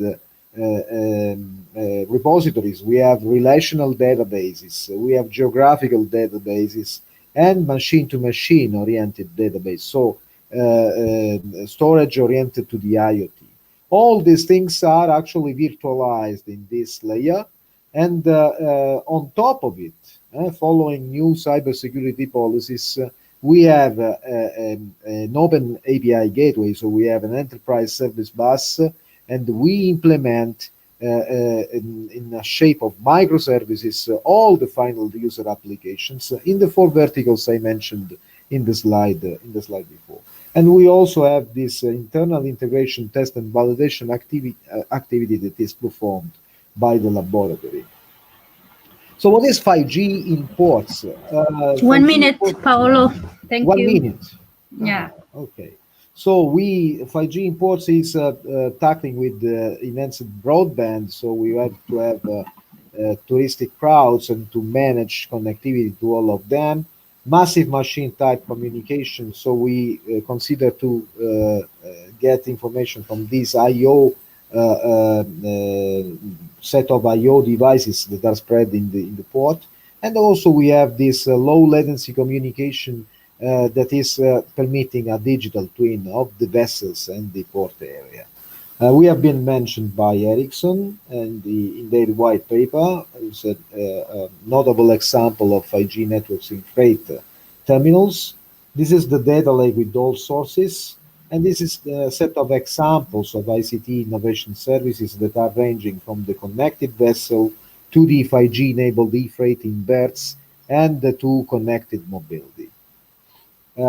Future will be that of hosting autonomous ships in Livorno. It is not that far, and there are activity in the International Maritime Organization and also in the European Space Agency that are tackling with this subject.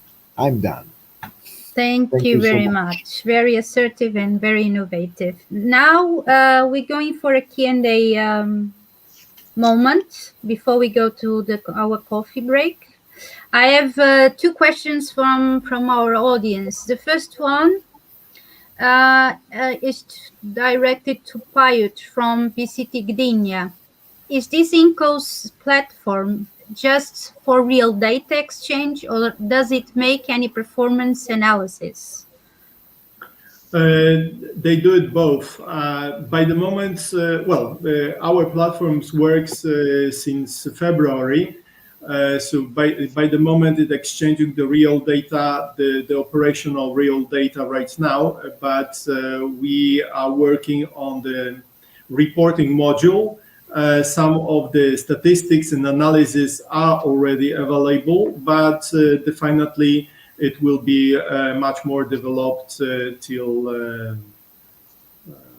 September, if I remember well the schedule of the works. Okay, thank you very much. And then there's another question from our audience that is for all speakers. Wouldn't it be interesting to accompany the technical advances with the legislative and tariff changes that would reward more sustainable ships and ship owners? Maybe Dimitris first. Yeah. It is something which interests the administration of the port, and we are in cooperation, in very close cooperation with the stakeholders and the ship owners who use the port of Piraeus, and we are very willing to have special tariffs in case. Some ships, some of their ships used to use, let's say, in our port. Yes, it is something which is in our plans. What about Port of Livorno, Paolo? Yeah, to align innovation with logistics operation is a matter of, I don't think it is a matter of legislation. It's a matter of common feeling, so that innovation practices must be taken into account in the new development of services and new provision of services. So I think it is much more a matter of convincing the operators than doing the right legislation. Yeah. At least from my side. What about Valencia Port? What do you think about this type of instrument on tariff changes and legal? I think it is necessary.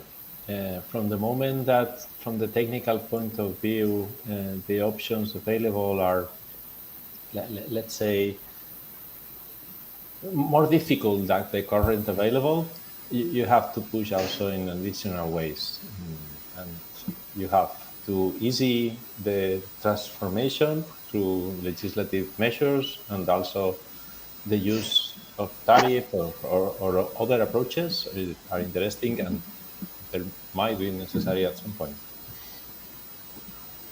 Yeah, well, I believe they are calling me to go to coffee break. We all going to coffee break. I thank you all for those interesting sharing. We need more time to chat.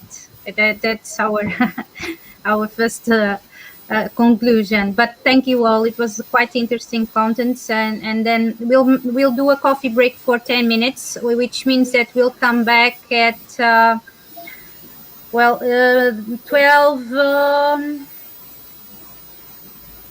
3, 7, 12, 3 past 12, okay? And we enter in our third topic, that is circular and blue economy, alternative fuels, okay? Thank you very much. Thank you. You're welcome. Goodbye. Goodbye. Bye-bye.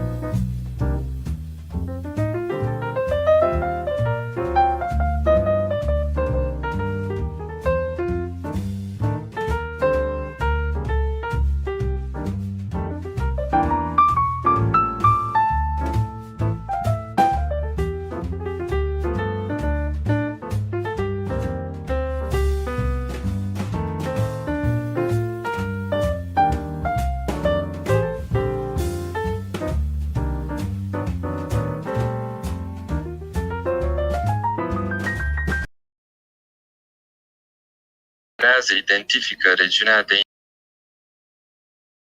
A lista de tarefas.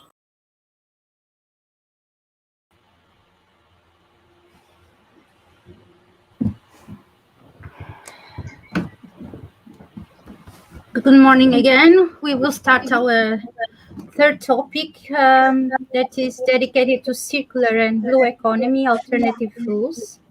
I will now give the floor to Delia Dimitriou, that will talk about low carbon and circular economy within a port context. Delia is the coordinator of the Department of Climate Change and Circular Economy of GeoStud.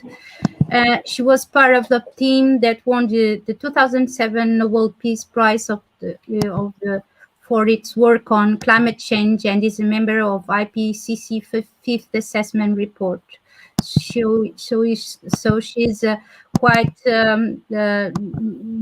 quite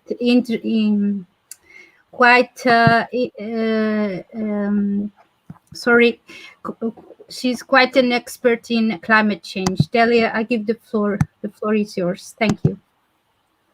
Thank you. Unfortunately, I cannot share the screen. Can you see anything? Because I can't. Not yet.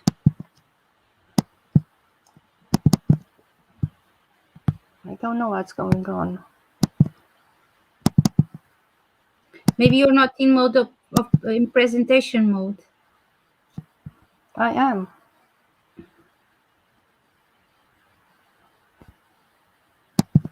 I'm asking the. Can you help me, please? Yes, I'm asking the staff to help you. Thank you. Oh.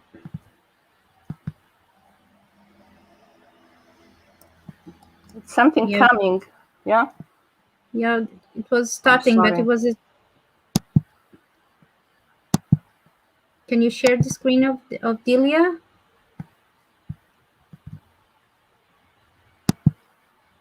So my presentation is about circular economy concept at ports. I represent GeoStud, a Romanian company working on geological studies and infrastructure and environmental impact assessment. As part of our experience with projects, we've realized that circular economy is the best framework to reduce carbon emissions and also grow within a low carbon context.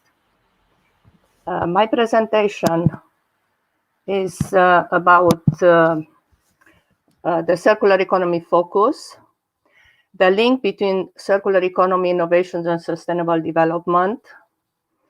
I will give them some examples from ports and best practices and move forward. Circular economy at a port needs to be linked to port city. Unfortunately, if I don't see the slides, I don't know how to share the presentation, but I can give you the flavor of it, and this will be distributed anyway as part of the event proceedings. So the circular economy is based on 4 principles: to minimize waste, to use renewable, and particularly in ports, renewable will be used. Study feedback from as a loop to optimize production and maximize the usage value of products. So now I can see that is on the screen. Next, please. So this is the concept of circular economy. So far, we're using, most of us and businesses, linear economy. So we explore resources, we make products, we consume them, and then we dispose it to landfill. In a circular economy, we maximize the waste, and we minimize the waste, and we maximize the usage of value of products. Circular economy is a very good mitigation measure, particularly when we create systems. A port should be linked, for instance, developing a circular economy should be linked to the city, particularly that together they can develop a framework to exploit better the benefits of a circular economy. Next one, please. Here I present the link between circular economy, innovation, and sustainable development, particularly that circular economy will create jobs. And you need to innovate, to implement different solutions to exploit the best possible what you have on your port and what you can exploit for future opportunities for businesses, but also to link innovations and circular economy to some sustainable development goals, and I will present in the next slide. What you see here is the framework from Port of Galway in Sweden, and this is based on these phases in developing a port, which will reach the maturity. Then part of the businesses will be out-fashioned, outdated, particularly docks and ships abandoned by the docks. So the port needs to think of new businesses. Next one, please. So here you can see that new businesses will be part of circular economy, which in fact will go back to investing in the port, developing new businesses, but also reaching the maturity of the port. As you can see here, circular economy has 6 sustainable development goals, from 7, which is on energy, up to 13, which is on climate change. But mainly 8, creating jobs and innovations, is are very, very important goals to implement the circular economy concept. Next one, please. We have identify some opportunities to work on circular economy based on waste at inland waterborne inland ports. Just to this located in Romania. So we have Danube and Danube Delta, but we also have Black Sea. Currently, we're looking for partners engage in developing circular economy and implementing circular economy, because at Geostud we will start working on a framework to implement particularly waste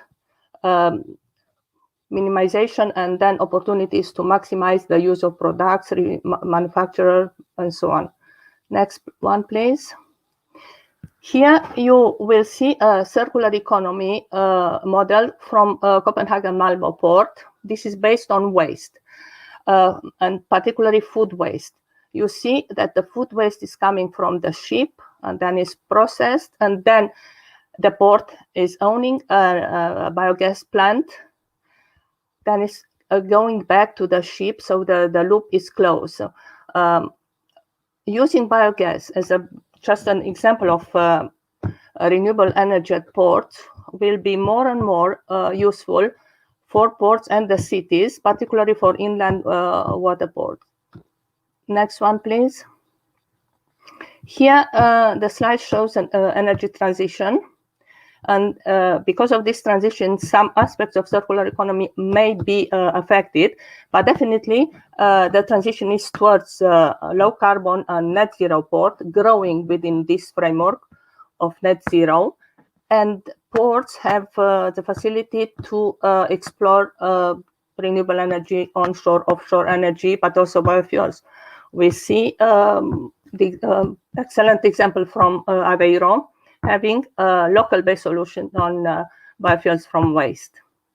So this is the future for port concept of circular economy, but also circular economy helping the decarbonization, speeding up the decarbonization process. Next one, please. So looking forward, definitely waste to energy may be a solution, the best solution for those who will not have or have limited resources for onshore and offshore energies. You see here the port of Valencia. So the concept of port cities and bringing cities to close to the ports, or ports going to the city, is the next step towards implementing the Green Deal strategy and decarbonizing from bottom-up places and regions. The best solution to decarbonize places is local-based solutions. So that's why waste, for instance, to energy is one of the solutions, apart from wind, onshore, offshore wind for those who have this facility. Next one, please. So here I thank you very much for for the attendance. I'm really sorry I couldn't share the slides. I'm also stressed because of the timing, because I will chair session 3, and hopefully don't worry. I've done my presentation on time. What I want to stress is the use of circular economy. Several ports are using it, but they are not developing frameworks. So without a framework, it's very difficult to follow the steps, and particularly to measure and monitor the benefits. Thank you. Thank you very much, Tilia. Don't worry, the platform won't shut, but we will for sure we will have time. I will now give the floor to Josu Goyogana. He's a general sales manager ship power of Wärtsilä Ibérica, and is talking about decarbonizing shipping. Josu, the floor is yours. Hello, good morning, everyone, or good afternoon, some of you already. Yeah, and let's see if I'm able to share my screen. Share, what the hell am I doing? I'm not sure if I'm sharing anything. Not yet. Chrome tab. Share, what do I have? Share. How about now? Can you see anything? Not yet. No? You need to put presentation mode. It's already in presentation mode, as far as I can see. Why is it not? It says, I know. I'm sharing. I'm supposed to be sharing. Share screen. Can anyone from the back office help Josu, please?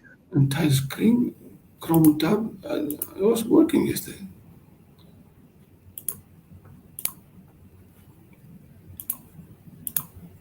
How about now? Am I lucky? Yeah. Thank you. Okay. So here we go. Sorry for this last minute or first minute slumps. Okay, first of all, thank you to Port of Aveiro for inviting me to this interesting webinar of decarbonizing small, medium ports and everything. I'm coming from Wärtsilä. Wärtsilä is quite old and quite big company, founded already almost 200 years ago. We are all over the world in many places. And we are proud to say that we are a global leader in sustainable solutions, which is today's topic here and everywhere. And here is what we are challenging, the challenge we have in front of us today as a supplier of solutions for the shipping industry in this case. The IMO has set a target that by 2050, the CO2 emissions have to be reduced by 50% compared to 2008 emissions. If we take into account that probably the vessel amount size will be increasing between today and 2050, then that means that probably the vessel emission will have to come down not 50%, but 70% compared to today, which is a lot. And there, it's an, I don't know how to say, but it's an easy way of reducing this. It's simple. Use less fossil fuels, and that's it. It's easier to say than to do it. And of course, we cannot be waiting until 2050 to implement the solutions, because there are solutions that can be, and should be, in my opinion, implemented today, and some others that will take some more time to take them into the scenario. The first two ones, you can see 4 bullets there. The digital marine operations and the vessel energy need are already stuff that have or should be already implemented. I'm not going to spend too much in the digital marine operations because, some of the colleagues have been talking about the digitalization of the ports, and this, as you can imagine, is matching perfectly with that intention. If we are able to make a shipping industry to work just in time with the ports, then the whole transport industry will be a lot more efficient. And I have to also say here that our customers typically are, of course, the ship owners, and we have to take their circumstances into account. And this digitalization and taking into account the vessel energy needs when designing the vessel themselves will bring a better life cycle cost down, budget optimization, operations, as I said, automation, and the so-called interoperability, especially with ports. Then we have the usual suspect on one of the topics that was mentioned in the webinar. There's the future fuels, but the future, as the very same name says, are for the future, and not all of them are available here. So again, I want to stress the fact that we have to take actions today and not be just waiting for the future to come to us. And those future fuels will have to fulfill all those goals also there. They have to be available. They will bring probably, at least from today's perspective, a lot of increase in CapEx and OpEx, because they will affect the vessel structure. The vessels will be more complex to build and to operate also. And not every shipper in the world is today able to build those fancy new vessels that will be operating in the future. But of course, the vessels, those fuels are already on the table. Not all of them, as you can see, there are for the future. The two ones in the left, the CH2 or the methane and the methanol, are already successful in use here, and they contribute to the decarbonization as well. We cannot concentrate only on the ammonia and the hydrogen, which come later on, but because as I said, we cannot be waiting for the future to come to our lap. We have to start doing things today, and methane and methanol are fuels that can be used today. Ammonia and hydrogen, those are the new kids on the block. And for shipping industry, let's see how they will be used, especially because of the availability and the solutions, the technical solution for them. But from our company's point of view, we have already, as you can imagine, engines running both in ammonia and hydrogen in the laboratory, and we have already a pilot installation for ammonia running in Norway in the Catapult project. And we expect that next year, in 2022, we will have a pilot installation out there in the field. The hydrogen will take a little longer because the combustion process of the hydrogen in the combustion engine is a bit more complex. But as you can see in the bottom right of the screen, all those new fuels have something in common, that they need an engine that can cope with all them, and that's where we have to deliver to the market, to the owners, an engine that can be bought today and will be able to run in any of those fuels, so that it's not a burden on the shoulders of the owner. When I say engine, I also want to mention the fuel containment installations, the tanks, fuel feed installation, etc. But given that we are talking about the small and medium boats and decarbonizing, there's also one more solution that I think, in my opinion, should be implemented today. Actually, there are already solutions and vessels that are already running in the so-called hybrid systems that we have already delivered. A hybrid system is a little bit more than just adding batteries to an installation, because if it was just, if you can call an installation hybrid just because you have a battery, then all our cars should be called also hybrid, because all of our cars have a battery. But as we all know, that's not what we can call a hybrid car, let alone a hybrid vessel. A hybrid vessel needs to have a brain, as I put there, the next generation energy management system, who can take control of the operation of the vessel, take control of the engine, take control of the batteries, take control of the distribution system. And that brain of the system, that energy management system, has to be customized and tuned for every specific owner and operation.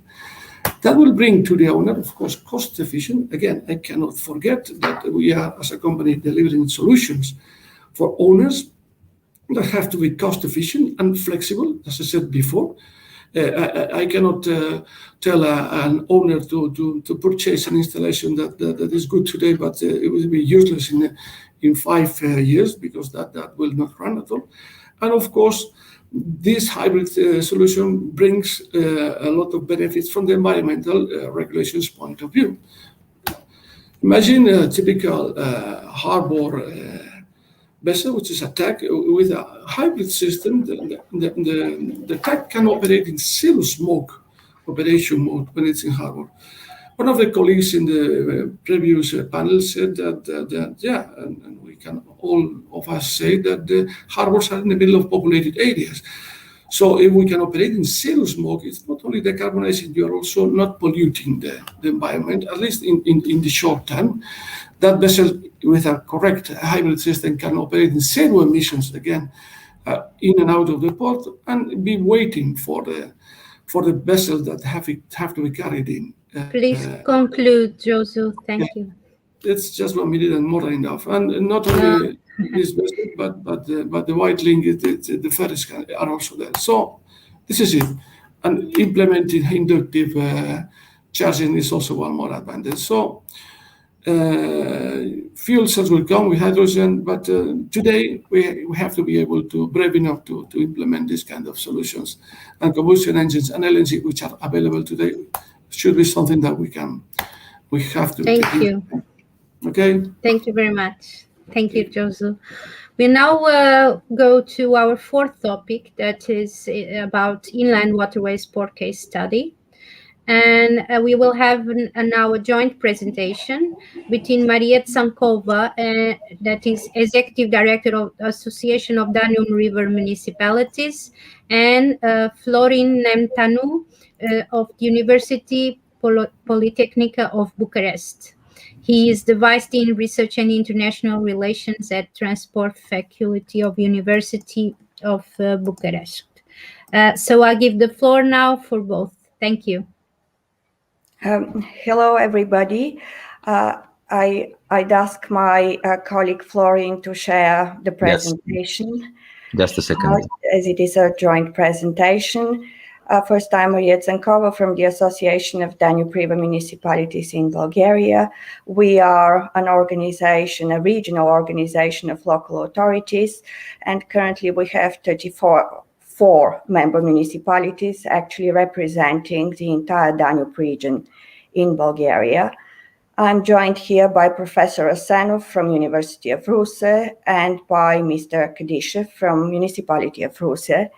We actually represent a partnership that is behind decarbonization agenda for the Danube region in Bulgaria. And it is an agenda in the making.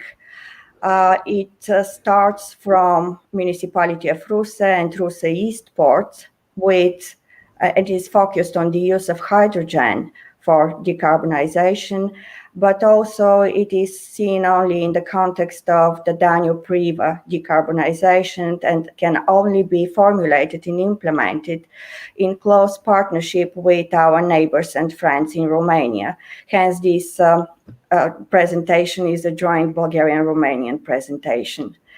I will start with the presentation of the challenges and opportunities in Bulgaria, and you see the Bulgarian Danube region. I will start with a brief presentation of the key features of the Danube region.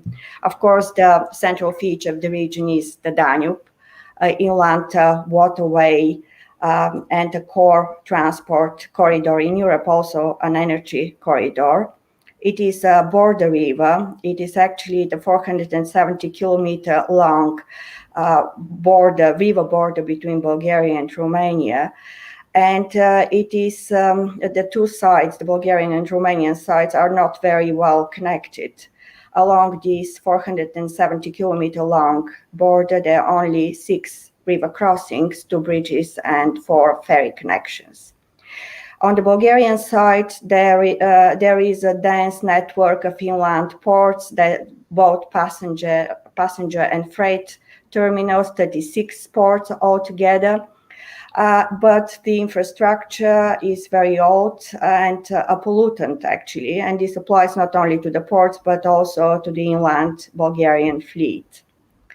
At the same time, all the strategic documents formulated at different levels formulate the objective for the Danube region in Bulgaria, a better transport and energy connectivity, better use of the inland waterway transport mode and intermodal nodes, modernization of ports and fleet, and use of alternative fuels and deployment of innovative and clean technologies. The region is also characterized by the existence of a lot of small and medium-sized towns. Actually, there are port towns or port cities along the river. And these towns in the last 30 years experienced a sharp demographic, industrial, economic, and in some respect, environmental decline. Actually, this region is among the poorest regions in the European Union, despite the opportunities that the river offers for development. So there is a lot of untapped potential for development, and the decarbonization agenda gives a very good opportunity for the regional actors to compensate this lagging behind the rest of Europe.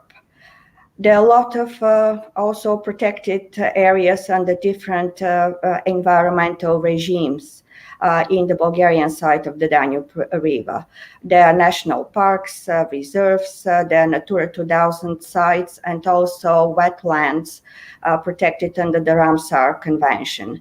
So a green decarbonization agenda will help the regional actors also to uphold these high environmental standards. And finally, we can claim that there is a nascent ecosystem for decarbonization in the region. And this system is actually focused on one project in Russe municipality and also Port Russe East. So I'm going to focus on this project. Its initial phase in the last 1 year was the development phase. We were supported by the joint undertaking Hydrogen and Fuel Cell when the technical specifications of the projects were developed, and also a detailed financing and procurement plan. And last month we started preparing the implementation, working on the implementation phase, when we have to find financing of the different elements of the project, and we continue with the implementation. Russe Port is part of the largest inland port complex in Bulgaria. It is a freight port. It has 14 berths and also ship berths, and also facilities for servicing different type of cargo, bulk, liquid, container. There is also a RoRo terminal. It is owned and currently operated by the Bulgarian Port Infrastructure Company, but the documentation is being prepared and the whole process is being prepared for giving its operation on concession. I said that the activities of the hydrogen projects are focused in Russe municipality and also Russe East Port. And these activities are in the sphere of transport. The most important elements of the projects are first a retrofitting of an existing tugboat with a zero-emission hybrid battery and fuel cell drivetrain. This tugboat is to be operated in the aquatory of Russe East Port, and possibly in the future between the ports of Russe East and Giurgiu Port, which is the Romanian port across the river, across Danube. This boat is going to be refueled through a novel solution, a mobile refueling station, because the production site, the green hydrogen production site, is at the site of the Russe Municipal Transport Depot, where there will be the production site together with the PV park and the refueling station. And part of the project is a purchase by the Russe Municipal Transport Company of 20 fuel cell buses that will be part of the Russia municipal bus fleet. Of course, this project is seen as only a pilot project that's gonna lead to a spillover to the rest of the Danube region in Bulgaria, and also across sectors, not only in transport, but also energy, industry, utilities. And this project is also seen as part of the activities planned in the context of the Green Hydrogen and Blue Danube IPCEI project for the European Union. Okay, you have 1 minute. Yes, and finally, as I said, this is seen as only a pilot project, part of a greater agenda, regionally in terms of geographically greater and also in terms of sectors. And I'd like only to talk about very briefly who are the key stakeholders here. Not only the stakeholders involved in the Russia Hydrogen project listed here, we have universities, we have also companies, the municipal transport company, which is 100% owned by the municipality of Russia, but also a private company, Bulgarian River Shipping Company, that is the owner and the operator of the retrofitted ship. And also what we plan to do is to develop and implement similar projects in the rest of the region to secure funds and to take actions for legislative and regulatory adaptation and respective adaptation and educational and training programs involving a large range of stakeholders. Thank you. Sorry for. Yeah, thank you. I need, let's say, 2 minutes to present. We don't have time. I'm sorry. Yes, we only need to conclude. Few words about, because the idea was to share also the time, not the presentation. I'm sorry. But it's okay. So you must conclude, Florin. Thank you. Yes, the idea was, let's say, to present four Romanian initiatives connected with Bulgarian initiatives.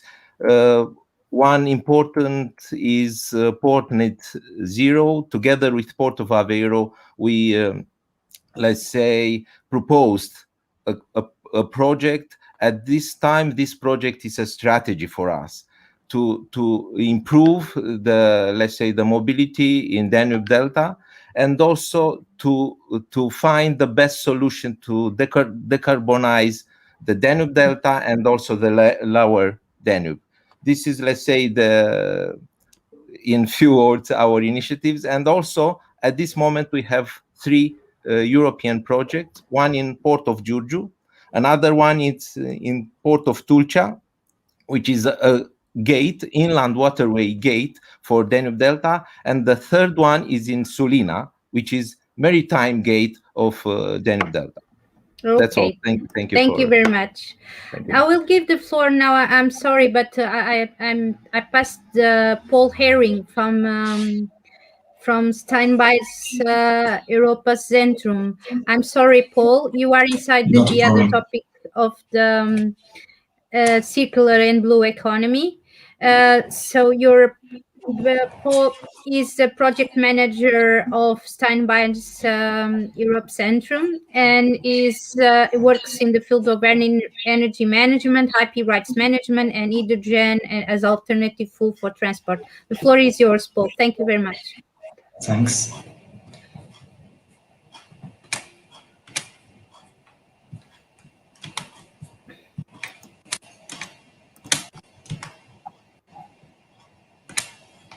Thanks. Can you see my screen? Yes. Yes. Go on. So briefly introduce myself. So as you said, I'm a project manager working at Steinbei. So we are a German company specialized in innovation funding and technology transfer. Today my presentation will be about hydrogen and how this fuel could become a widespread solution for shipping. So this is the general context, so I will maybe not go too much into details, but there is a need to reduce the emission at the EU level, especially emissions coming from the transport sector. And today we have a transport sector still heavily relying on fossil fuels, and this needs to be changed.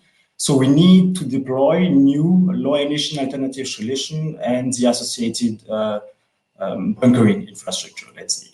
So this needs to be speed up in the coming years. And one of the solutions, among others, as we saw this morning, biofuel is also an option, LNG too, but we believe in hydrogen because hydrogen has several advantages. So it is energy dense fuel. It is also a zero emission fuel if it's produced from renewable. And it can be also used in different transport modes like rail and road transport, and in other sectors like as logistic, energy, and industry. So what is the current situation right now in Europe? We have a strong political commitment towards green hydrogen. So several member states adopted the national strategy, and we have a lot of pilot projects running in Europe. And what we still need to do is to develop an infrastructure and a European-wide ecosystem. So this is exactly what is the issues tackled by the H2Ships project. So in short words, what is the H2Ships project is a Interreg Northwest Europe funded project with a budget about 7 million euros, running for 4 years with 12 partners from 5 countries and 3 ports. So we have a port of Amsterdam in the Netherlands, Ostend in Belgium, and Paris. So the project is led by the European Institute for Energy Research in Karlsruhe, and Steinbeis is leading the communication and dissemination activities. So in a few words, what are the main objectives of H2Ships? So we want to develop new regulatory framework. So first, what we do, we identify barriers to implementation of hydrogen projects, and we propose some changes. We also want to develop a hydrogen value chain in Europe. So we want to bring partners together, develop investment strategies. And what is also important, because when we speak about green hydrogen, it's not just one solution, but several solutions, is to determine what are the most appropriate technologies based on the local conditions and partners on board. So for this, we have 3 ports, 3 pilot sites in our different ports areas. So briefly presenting them to you. So in Amsterdam, we are currently building a port vessel, a represented ship that will use hydrogen carriers named sodium borohydride to operate the ship in the port area. In Ostende, we are developing a prototype for a floating hydrogen bunkering station in the port area. And in Paris, we are, let's say, a step we are not so advanced as in Ostende in Amsterdam, but we want to develop an action plan for future investment for hydrogen-powered ships on the Seine. What did we learn in the 2 first years of the project? We are now at the project midterm. We learned that we need more coordination action and harmonized EU regulation to foster the market uptake of hydrogen solution. What is also extremely important is that we need to really strengthen our communication and dissemination measures to raise awareness among the general public. We also need to significantly decrease the cost of hydrogen as a fuel, green hydrogen as a fuel, and also decrease the cost of the hydrogen infrastructure. And what we really noticed during our research is that ports are ideal hubs for the production, distribution, and storage of green hydrogen because of their central position in the European economy and industry. So what will be our next steps in the 2 coming years? So we will try to develop some business models. We want to bring stakeholders together. We also want to develop some policy recommendation and guidelines for the development of hydrogen solution. And we want to support other European hydrogen initiatives that want to foster the market uptake of hydrogens for shipping. So if you are interested, if you want to learn more about the projects, you can connect with us either directly via sending me an email, or you can also follow us on Twitter. We also have a LinkedIn account, and we have a project webpage where we uploaded a first list of deliverables. So feel free to come back to us if you're interested in the project and want to share our knowledge with us. Thanks a lot. This was it for me.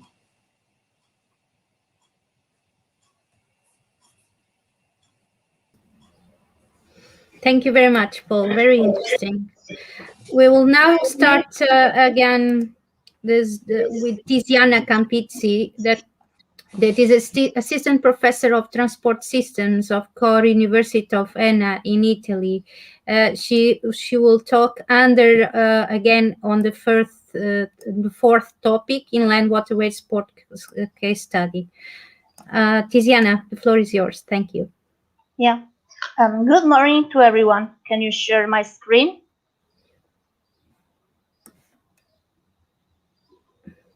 The screen you're sharing, or you want us to? Are you in presentation mode? Yeah. Yeah. I can try again. I can share my screen. Okay. Can you help Tiziana, please? We're running time.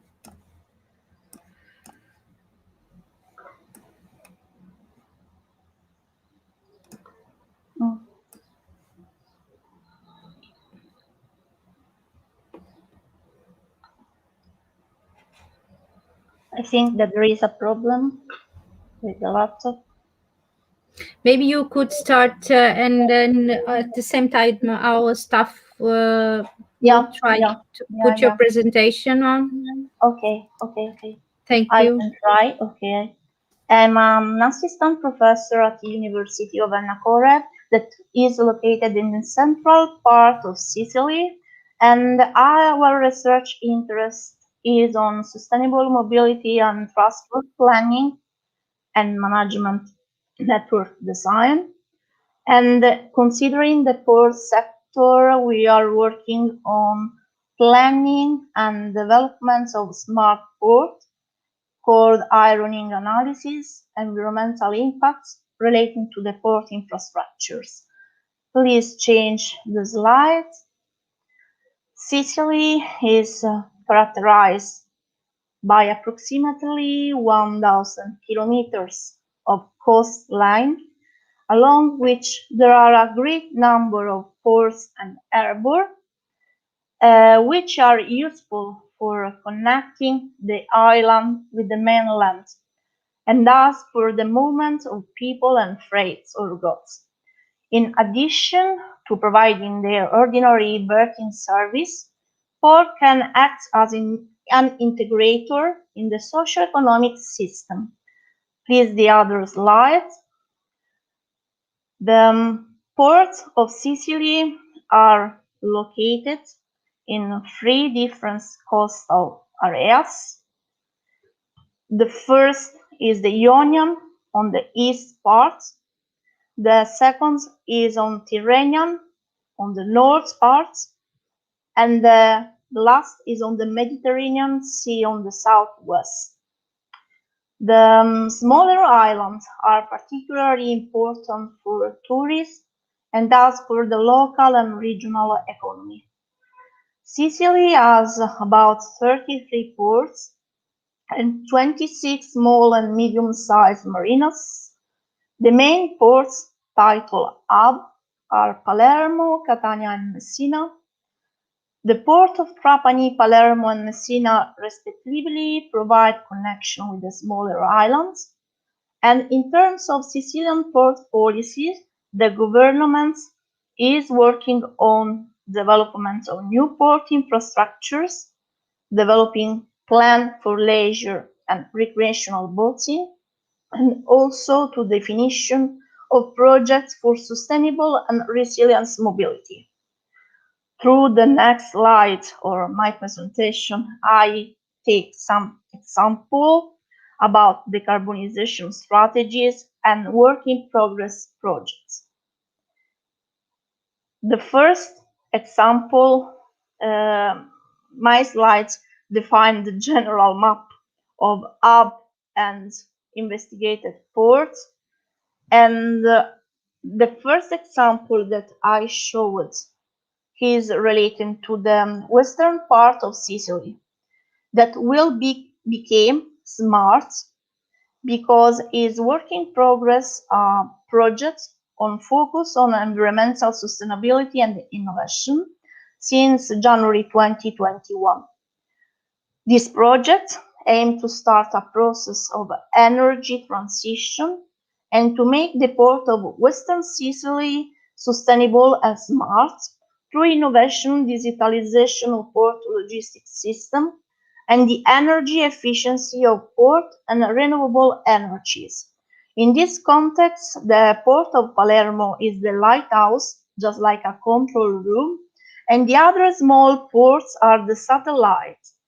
In particular, the port of Termini Imerese in province of Palermo, the port of Trapani, and also the ports of Porto Empedocle in Agrigento will be integrate energy efficiency measure and the introduction of innovative smart technologies such as Internet of Things. Considering the north part of Sicily, I present something about Messina and Milazzo that are working on increasing green ports in terms of cold ironing process that reduce ship emissions.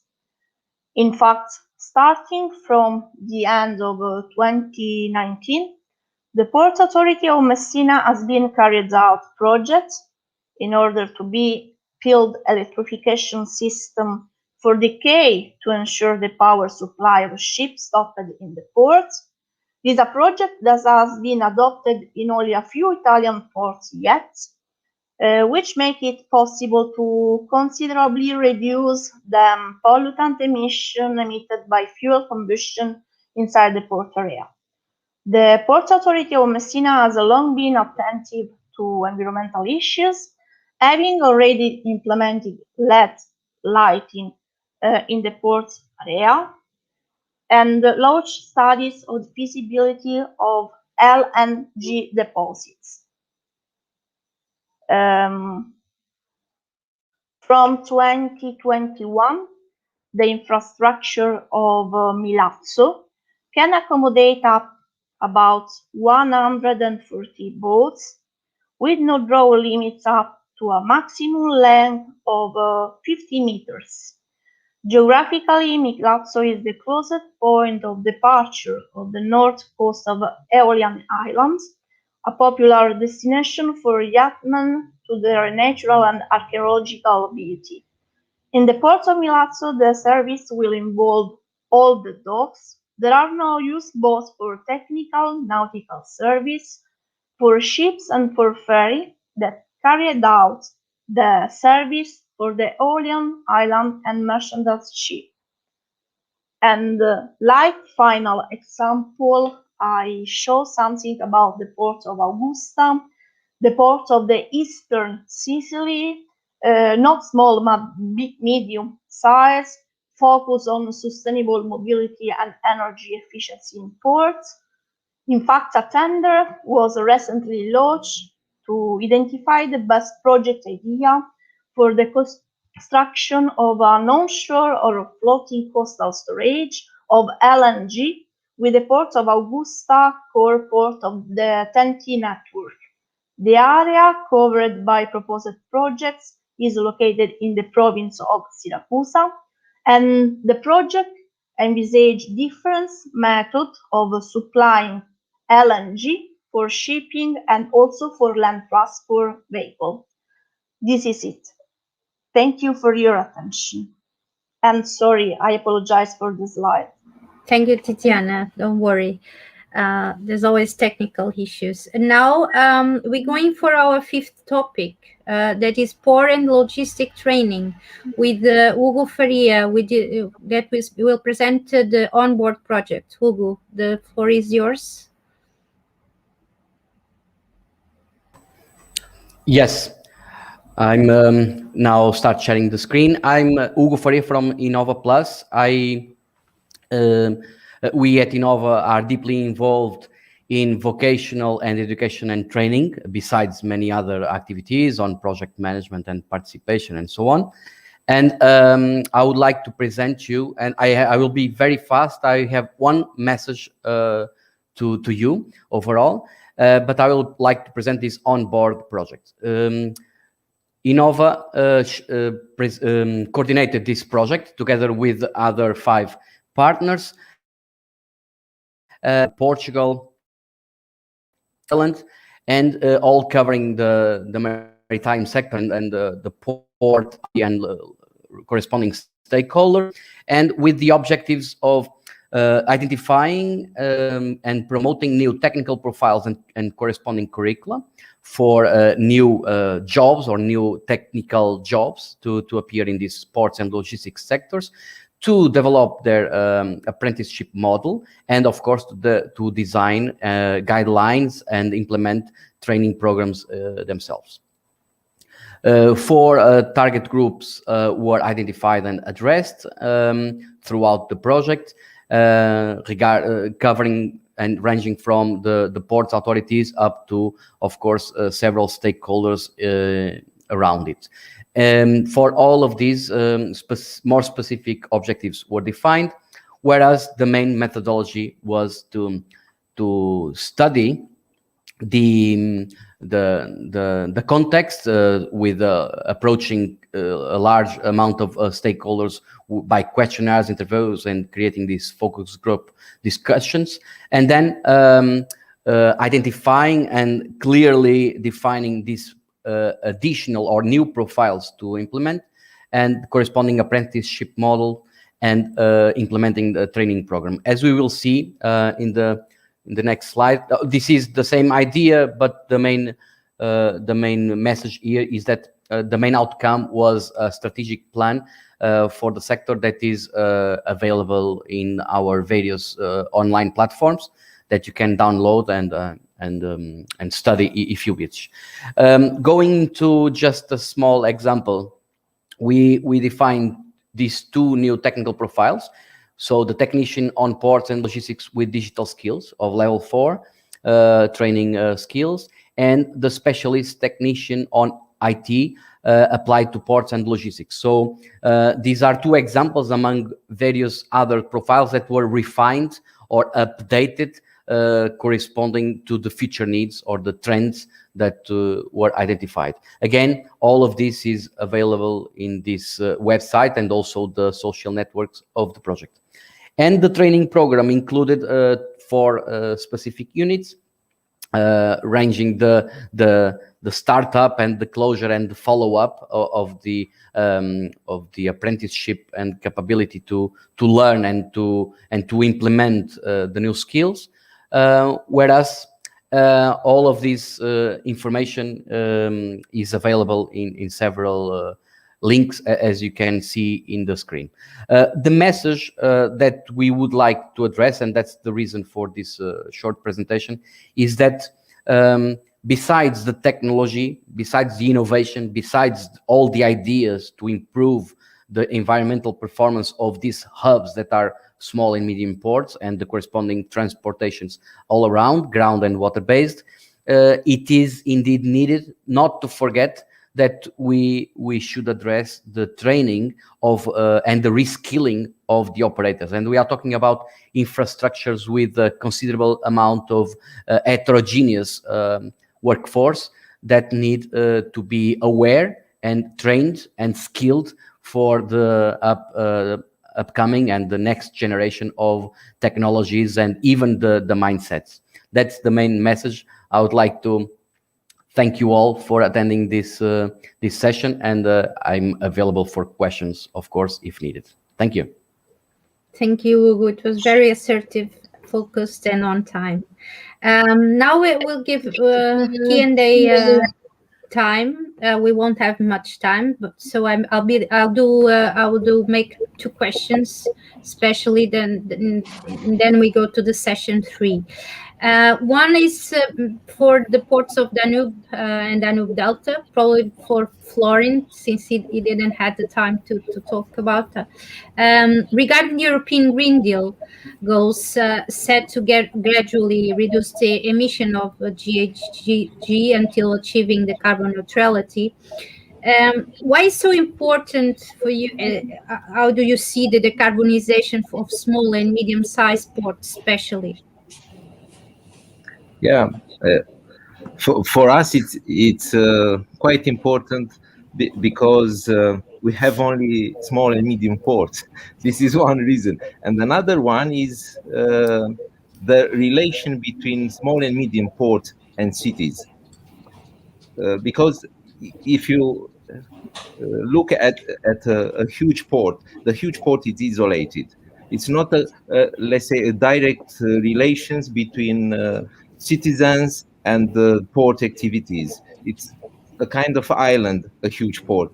The small and medium ports could be, let's say, the force to transform also the cities and the regions around the ports. This is, let's say, the case of Tulcea, Port of Tulcea and Port of Sulina in the Danube Delta. It's important to let's say, decarbonize Port of Tulcea and Port of Sulina, and after that to move this action on Danube Delta. Thank you very much, Florin. And now I'm asking Geostud regarding the Geostud and Varsila, regarding the pilot demonstrator projects you presented. How can it be replicated at other locations or ports? And especially for Delia, there's a question from the audience that how should the framework of the circular economy be settled? How could we settle that framework? If I may start, the question, it's easy. I hope that they are not only replicated, but that become popular. I mean, the new fuels are there. We have to go there. Decarbonizing means getting rid as much as possible of the fossil fuels. So for that, we need to make use of fuels that are carbonless. So I hope, of course, again, the ammonia and the hydrogen are the new comers. The hydrogen has a lot of applications already, and both ammonia, but not as a fuel directly injected in a combustion engine, and that's what we are working because the vessels need a lot of autonomy. They need to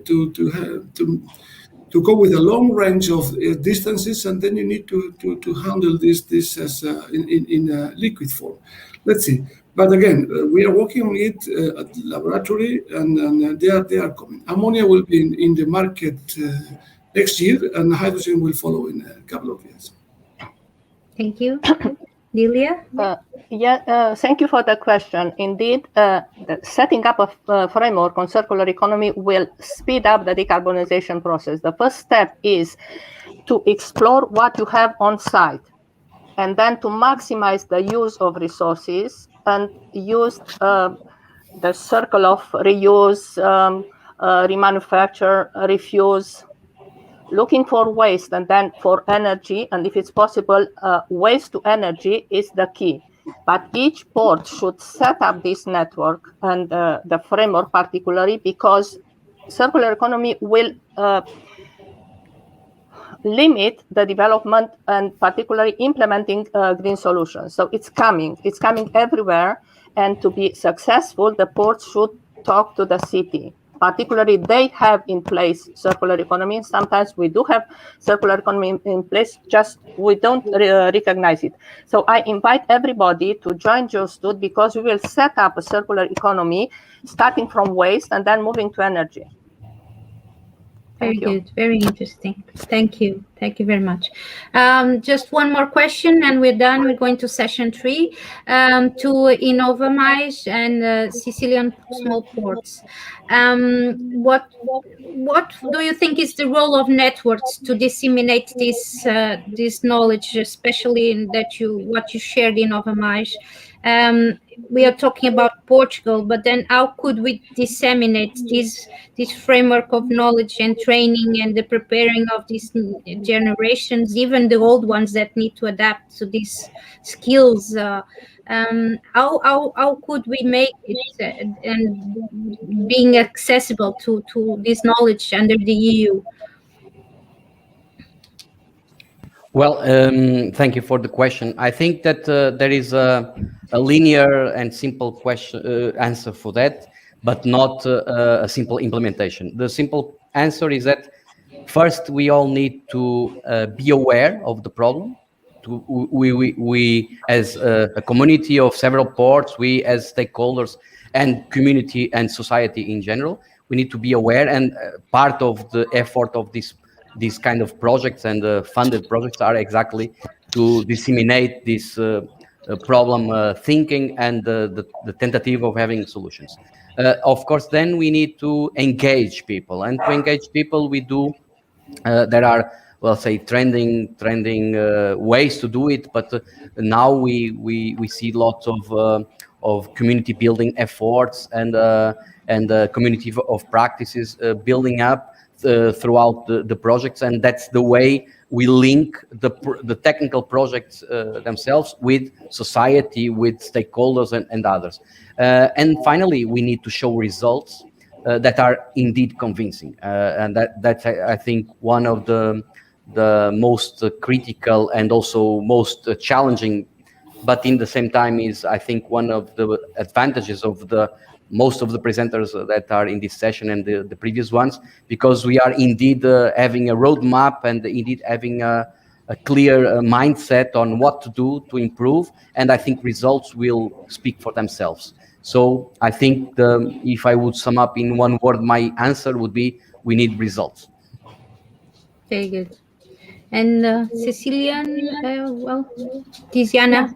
Yeah, I think that the better solution is a bottom-up approach in order to encourage and compare a different case study, and also to generate something like best practice or a roadmap in order to encourage all people or level of society to encourage decarbonization strategies. Okay, thank you very much. So I think we finished with this session. I would like to have more questions for you all, but we don't have time. We're sorry about it, but still we have on chat many questions that you should, and we think that you answered that. So we're going to the session 3. Thank you. Thank you. Bye. Bye-bye. Bye. Thank you all. Bye. Thank you.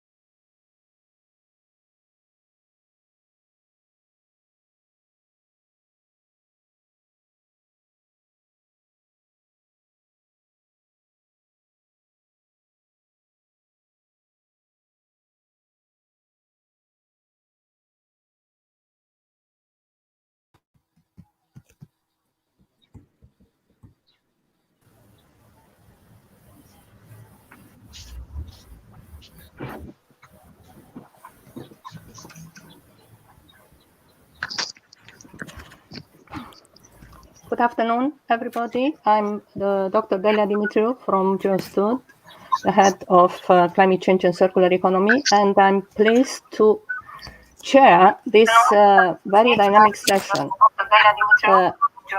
on pathway to implementing several solutions. I hear my echo. Sorry. We have a very strong representation, and we're very grateful for this interest. In the first 2 sessions, we discussed about Aveiro case study with different stakeholders and different solutions. Then we had best practices at different ports. The aim of our event is to identify, apart from solutions and the pathway toward rapid decarbonization of small and medium ports, to identify the need and the journey to set up a network for small and medium ports. Based on our experience on preparing the Port Net Zero proposal, we've realized that small and medium ports together are better place to speed up the decarbonization process at the European level. But somehow they're isolated and they need to be connected and several solutions to be transferred. So this session has two groups. One group set up by practitioners and the other group set up by representatives from European Commission.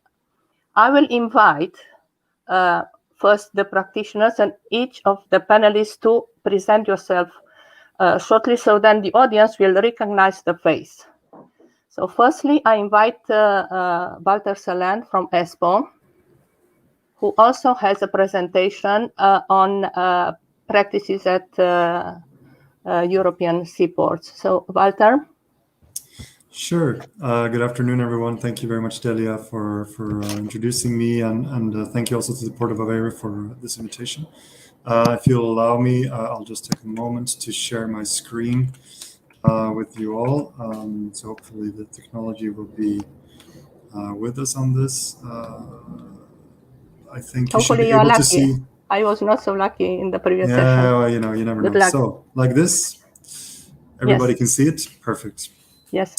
My name is Walter Selen. I'm the Senior Policy Advisor for Sustainable Development with the European Seaports Organization, ESPO. We represent European seaports in 22 EU member states, as well as 5 observers.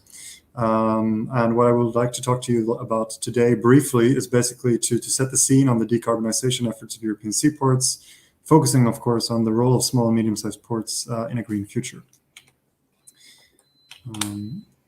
But before we get into that, I think it's important to recognize the fact that ports are multitaskers. There's no one definition of what constitutes a port. We have a very wide sort of differentiation and heterogeneity between different types of ports. And of course, that's even more important for small and medium-sized ports, which might be active in a smaller range of activities or doing a little bit of everything on this list of activities and responsibilities of ports on the screen here. With that background, understanding that the ports are different and are engaged in different activities, we from ESPO side develop environmental top 10 priorities each year, which are published in our annual environmental reports. This one is from 2020.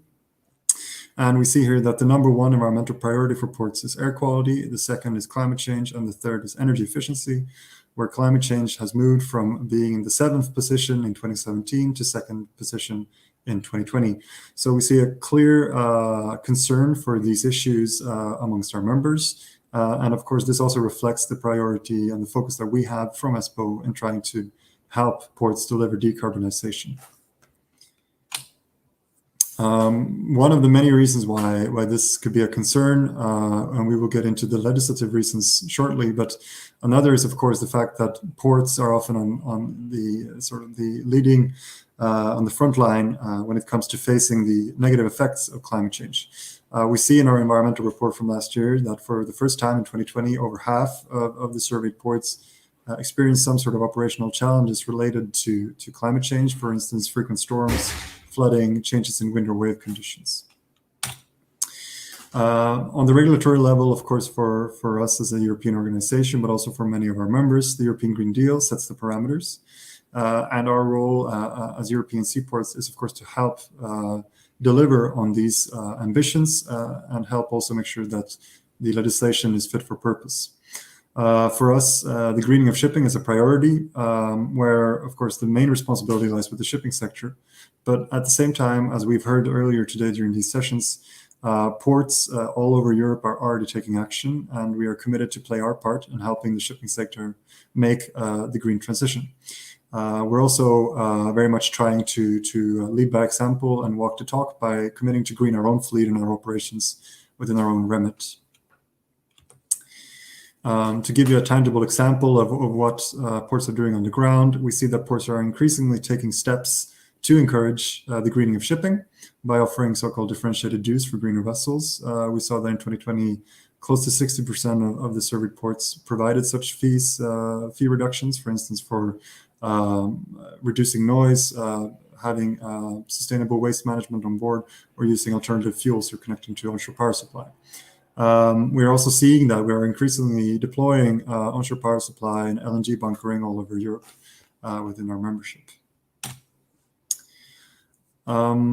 But to try and talk to you a little bit about what individual ports can tangibly do, we've tried to develop from our side in ESPO a so-called updated green guide. We already had an existing green guide published in 2012, but this 2021 edition is intended to really be a hands-on handbook developed by ports for ports towards a green future.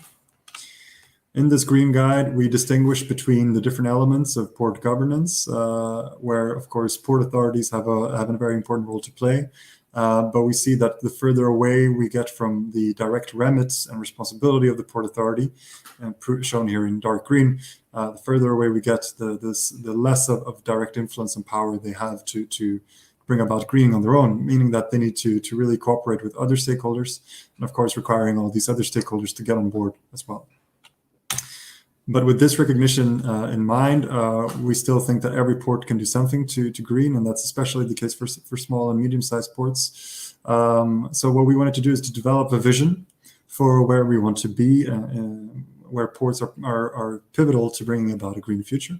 And then we developed quite high ambitions for what we want European ports to deliver by 2025, 2030 and beyond. And then we also try to provide the tools and the means for individual port authorities to actually help deliver on these ambitions and bring about a vision of ports in the green future. And we do this through providing a roadmap template for ports to develop their own greening roadmap. And then we also provide a very comprehensive list of all the tools available to a port that are trying to go green. And we also outline the relevant legislation applicable to ports when it comes to climate and environment issues.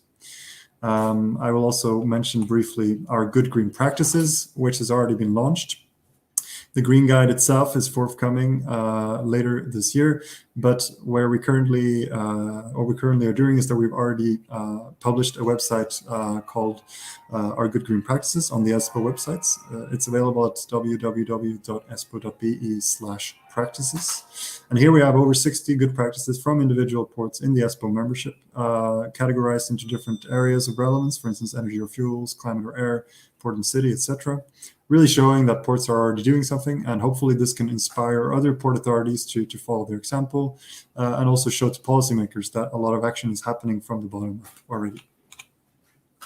Our second main tool of relevance to all ports is, of course, EcoPorts, which is our flagship environmental project going on 25 years next year. It's a unique initiative developed by Ports for Ports seeking to self-monitor their environmental management and improvement over time. We have ports in 26 countries as members, 116 all in all, and over a fourth of these ports are what's called PERS certified, which is basically the only port-specific environmental certification standard on the market. And so through this EcoPorts tool, ports can basically manage their environmental management over time. It's free to join, and it's very simple to become a part of this network. So we would encourage everyone listening in and all European ports, especially small and medium-sized ports that might not have a lot of resources to do structured environmental management on their own, to green their port and join EcoPorts. With that, I'll thank you for your attention, and I look forward to hearing the other panelists. Thank you, Walter, for this quick insight and very rich information, particularly on tools and best practices. I invite now Luca Bosser from CPMR, the Conference of Peripheral Maritime Regions, for an added value based on your experience from CPMR. What would you advise on top of what Walter has just said? Best practices Delia. And also challenges. Please, Luca. Yeah. You have 3 minutes. Please. Yeah, I'll do my best to be as brief as possible. We're already late. I know. So I'm Luca Bosser. I'm Director for Transport at the Conference of Peripheral Maritime Regions. We are an association of over 150 regional authorities in Europe on geographical sense, not only in the EU, representing 24 different member states. well, for obvious reasons, being a network of both peripheral and maritime regions, ports are very important for our member base. Of course, because they provide key transport infrastructure, but also because they have a very important role in terms of social and economic development, key role in the development of the blue economy, and so on. I wouldn't add on what Malta has said regarding the great variety of ports in Europe, which makes it quite challenging to address ports as a whole and as a single entity, impossible actually, which makes it also irrelevant to develop a one-size-fits-all approach, both from a regulatory perspective and from an action perspective when it comes to decarbonization. Actually, several of the speakers in the previous sessions, they mentioned local-based solution, which in my view is key. Addressing the key issues that both the territories and the ports have to face, depending on their own singularity. I'd say that it's a very important base in terms of European added value in action.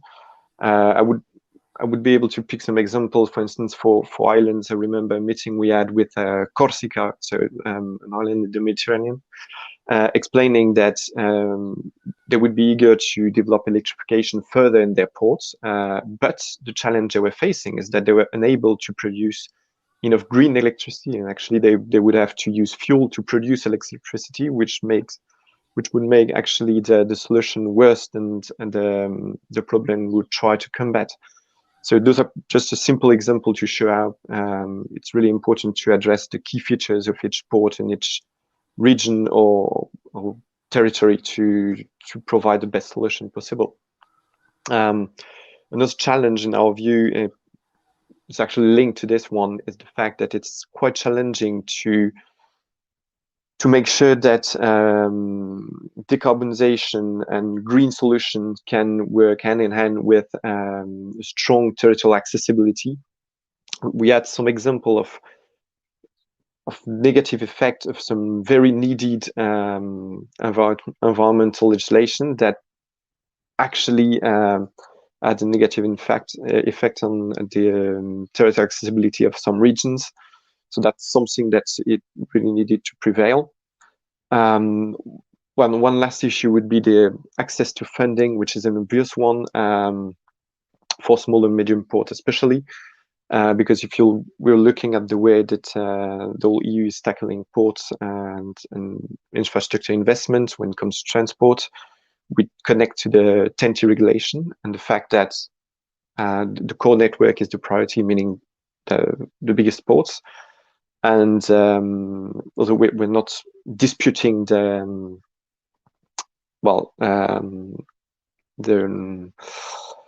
this approach, it means that the smaller ports tends to be not left aside, but get let access to funding. And when they do, we can actually see that they do have a lack of knowledge in the EU tools. They would need a stronger project engineering expertise. And we saw it with recent calls in the framework of CEF for comprehensive port, where there were actually lots of project proposal. And also in our member base, we saw that for some regions and their ports, it was very challenging to answer these calls, although we would have answered their needs because they were simply lacking the ability to answer it. So few examples of challenges. In terms of best practices, it would be challenging for me and almost tricky to point the fingers at some ports or some regions. So I'd be, as a general, some things that are being developed all across Europe. The fact that ports are working together, of course, in the framework of ISPO and the more regional organization, but also at more local scale, developing port clusters, in my view, is something very interesting and promising in the future. Putting resources and solutions and ideas together on a regional or more local based, I think is something quite interesting. And I would just pick up on a project we're involved in at the CPMR that is called, I have to check the exact name. It's part of the new approach on ports as hubs for the blue economy. And we're currently involved in a project called the Atlantic Smart Port Blue Acceleration Network, which is, well, it's a really early stage of the implementation. The project is just starting, so I won't be able to provide any features or any deliverable from the project. But basically, in a nutshell, the idea of the project is to bring together ports and other local actors. And among the objectives, one is to just wrap up on one of the objectives is to achieve the reduction of at least 100,000 tons of CO2 in the operation of the ports that are part in the project. And I think that this kind of initiative is quite promising and would be a great practice to look into in the future. Thank you very much, and thank you for bringing the issue of access to funding and instruments. We'll hear from representatives from European Commission on several instruments to have small and medium ports. The last participant panelist from our practitioners group is Bogdan Oldakovsky, Secretary General of Baltic Ports Organization. So Bogdan, please, 3 minutes, and I'll tell you why. We are late already. I hope the platform will help us to have our session of 40 minutes. And I'm absolutely sure that the audience would like to engage with us. So I have to inform everybody that it may not be the case, but please ask your questions in the chat and we will get back to you post-event. So, and leave the questions also on the website of Aveiro Port, the organizer. Bogdan, please, your experience and some ideas. Thank you, and I guess 15 seconds already passed, so I'll try to be even shorter. Sorry. Well, thank you for inviting me, and Baltic Ports Organization is a network of ports from the Baltic region. You may see on my back wall the dots, and there are, as you may expect, many ports around the Baltic Sea, and many of them are smaller ports. That's why we have established within Baltic Ports Organization a group. It's called Comprehensive Ports Group. I guess you know what comprehensive means when it comes to TEN-T policy. So the smaller ports work together because they simply have different challenges, different agenda. When it comes to environmental matters and climate change, of course, we treat ourselves as a model region for green ports and green maritime transport. Therefore, there are a lot of examples of good practices, best practices in our region, starting from LNG, which might be treated as a transition fuel to decarbonization. Then we have plenty of OPS, onshore power supply facilities in the region. Many of the ports have declared the reduction of emissions of CO2. And in fact, many of them have implemented strategies in order to become neutral in coming years. So there are plenty of good examples. And I think you have also asked me about challenges for smaller ports. I think simply the smaller ports are smaller companies, and I think it was already said that the team of these small companies is limited, so they have a limited human capacities to deal with quite complex issues. At the same time, if they are smaller, maybe sometimes it's easier to discuss and develop some projects at the port area. Secondly, as you may know, the ports are multi-stakeholders platforms, so it's always difficult, for example, to install or to invest in onshore power supply because you have many actors. You have ports, you have energy supplier, you have the city, you have the people around, etc. So it's quite complex issue. And then, of course, financial resources. It's also difficulties for the smaller ports to manage to invest in being green. So in this small intervention, I just wanted to pick up the main issues, and you are very welcome to visit our website or contact us if you would be interested in any more concrete development in our regions. Once again, thank you for inviting me. Thank you very much. And we will invite you to share the knowledge from the north to the south of Europe, because you could see that today the representation was mainly from the Mediterranean side and from Portugal. Thank you, Bogdan. Thank you. Now we go to the second part of our session, inviting 3 representatives from European Commission to advise us on existing instruments, on pathways to implement the decarbonization, and some ideas on how to move quicker and together. We have representatives from DG Mare, DG Move, and DG RTD. This is a very lucky session, to be honest, in my experience, because it's very difficult to have at least one representative from European Commission. So I thank you very much. I invite Andreea Străchinescu, Head of Unit on Maritime Innovation, Marine Knowledge and Investment from DG Mare. Andreea will share a presentation linking blue economy to green economy.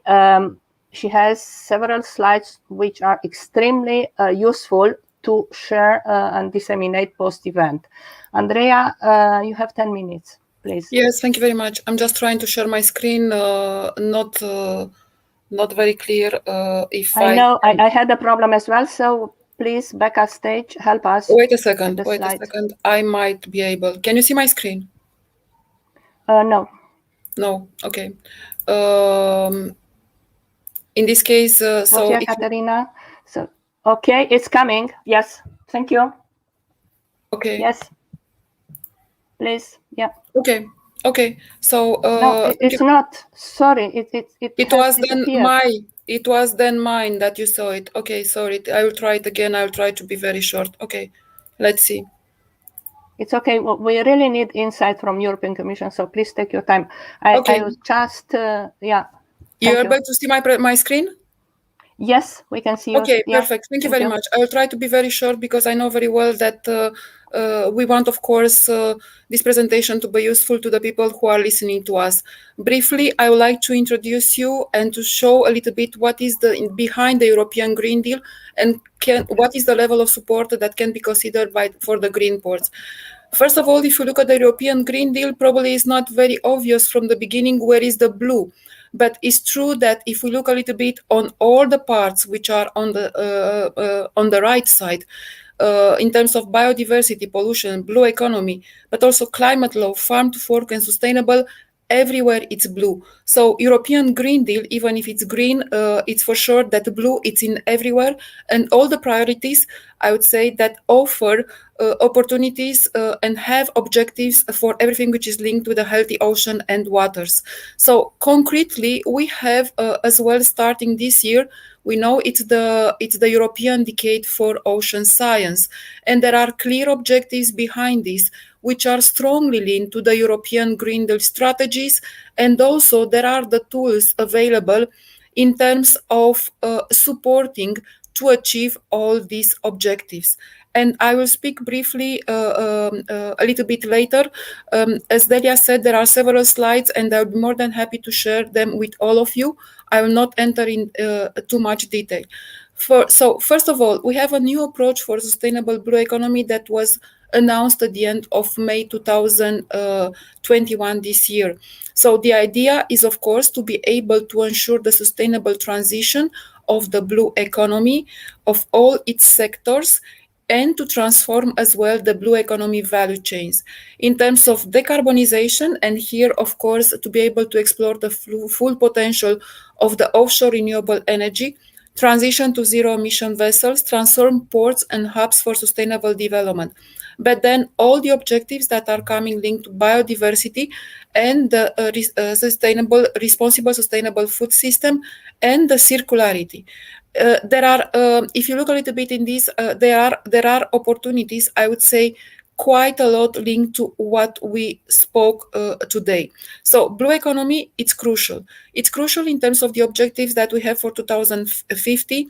The decarbonization mainly one, which will imply that quarter of electricity is going to be generated offshore, but also all the targets that are aiming at the reduction of emissions from maritime transport, and also more food, of course, to come from the ocean. And all of this put in the context of being able to maintain the European leadership in the maritime technologies. So we can say that the oceans are the new economic frontier. How we are going to finance? We are going to support research and innovation. Of course, that the infrastructure projects within the Connecting Bureau facility, and here, of course, the one linked to the maritime transport are eligible. The new InvestEU, but also the Recovery Fund Next Generation, the plans are still coming, and the latest ones are to be endorsed quite soon, and the European Maritime Fisheries and Aquaculture Fund and the Blue Invest. So there are a lot of, I would say, investment opportunities. First of all, European Investment Council, that it's supporting SMEs and startups that offer innovative solution in terms, depending on the technology readiness level that is proposed. Then the knowledge innovation community created by 2024 with looking as well as the maritime. And as I mentioned, the InvestEU that is going to offer, again, support to SMEs, but also to research, innovation, sustainable infrastructure, and the Maritime and Fisheries Fund. The landscape sometimes can look quite a lot difficult, and if there are any questions, as mentioned at the beginning, please do not hesitate to come later to us.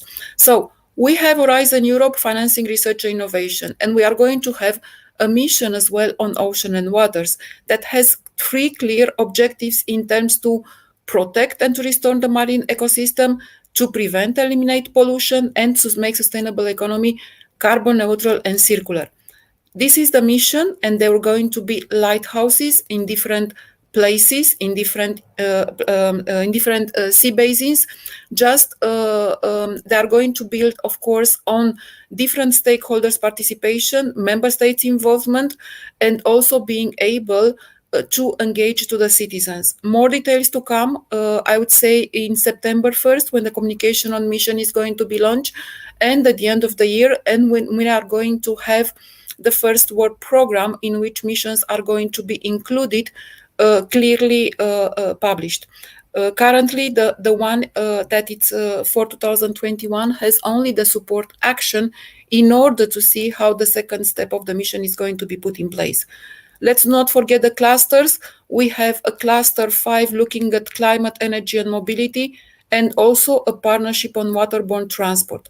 Research needs, not limited to this, but for sure linked to what the challenges are going to be for the zero emission ports, but also IT for smart logistics and alternative propulsion. Connecting Europe facility, big infrastructure projects, cross-border element important, and also could be blended with InvestEU. 1.2 billion cross-border renewable energy window, and cross-border renewable energy window can have, I would say, quite an important port dimension. I will come now to this, because already we know that the ports can be, I would say, important services provider for all the developments that are linked to offshore renewables. Already we have a platform that was built by Wind Europe. It's composed of 22 offshore wind ports, of course, that currently are around where the offshore renewables developments are happening. But in the perspective of 2050, we might see, of course, all the developments in all the sea basins in Europe. So important role of ports in terms of renewable energy offshore as well. European Maritime Fisheries and Aquaculture Fund, we have a 6 billion, not it's a huge budget. Most of the budget, it's in, I would say, in the management of the member states, but also a part is going to the direct management, and we are supporting activity. Fishing fleet as well eligible. Blue Invest, supporting SMEs to go from research to the market. So here it's a little bit to have Horizon Europe and then Blue Invest. And of course, then after it's all the Green Deal. The Blue Invest, what it is, it's a community, it's a technical assistance, and we have as well, sorry for this, We have an academy, we have projects pipeline, and if you are interested to engage with us, please do not hesitate, considering that we have a new cycle in terms of support that is going to be given, that in terms of technical readiness, with the deadline of application at the end of this month. So we have already a tracking record for ports. There are already interesting solutions. Please just look in terms of what was done up to now. And if you have interesting solution that might be supported, please do not hesitate. As I said, call open for the cycle 8, deadline 30th of July.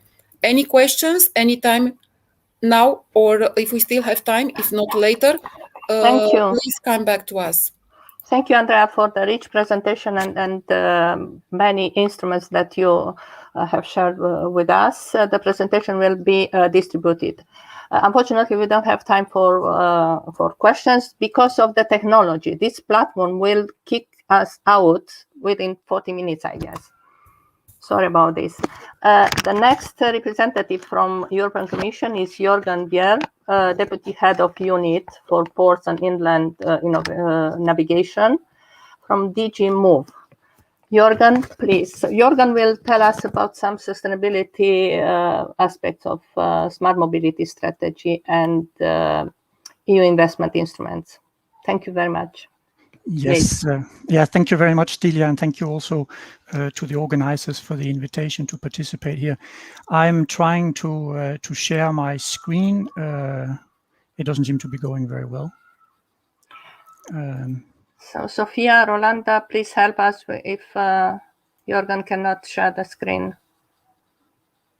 Yeah, the platform is not very friendly, to be honest. For me, it's the first time that I'm using it.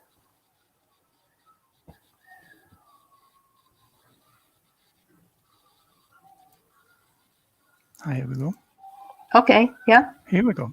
That's perfect. Thank you. Yeah. Yes, thank you very much. So, in addition to my colleague's presentation there of the Green Deal and the blue economy, I'll try to give you then a brief overview. And I know we don't have so much time of the relevant aspects from our sustainable and smart mobility strategy, which was adopted in December last year. So the European Green Deal calls for a 90% reduction in greenhouse gas emissions from transport by 2050. And it's important that all the transport sectors contribute in order to achieve this.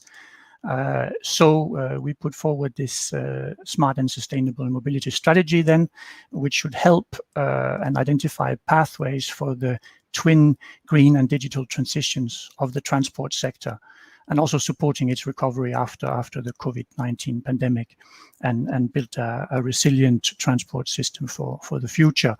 It includes a number of flagship areas and an action plan with concrete policy actions. I will focus on the actions and the flagship of relevance for ports. It focuses on many of the things that have already been mentioned here. I was looking a bit at some of the presentations earlier in the previous sessions. And I think it is clear, of course, that ports have a lot of different roles and can contribute in a lot of different ways. There is already the key roles for ports, both as transport and clean energy hubs, which have already been highlighted today, and also in supplying renewable and low carbon fuel to the maritime sector, and to greening also the port services, greening the own activities of the ports.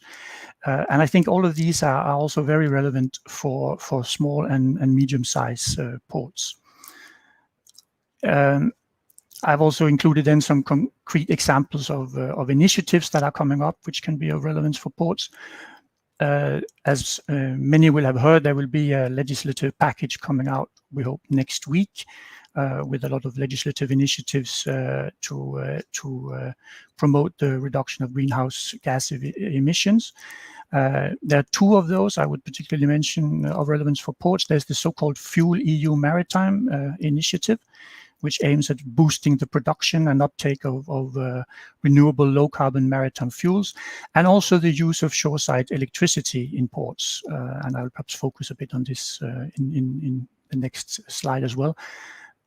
Then there's the revision of the Alternative Fuels Infrastructure Directive, which already exists and which will then mirror the FuelEU Maritime requirements and set the infrastructure requirements that ports will have to meet, including also on onshore power supply. We have also some other initiatives a little bit further ahead, some concrete guidelines, technical guidelines from the European Maritime Safety Agency on the use of shoreside electricity in ports. We are launching a large study on the capacity for greening of European seaports, which will run over the next 2 years.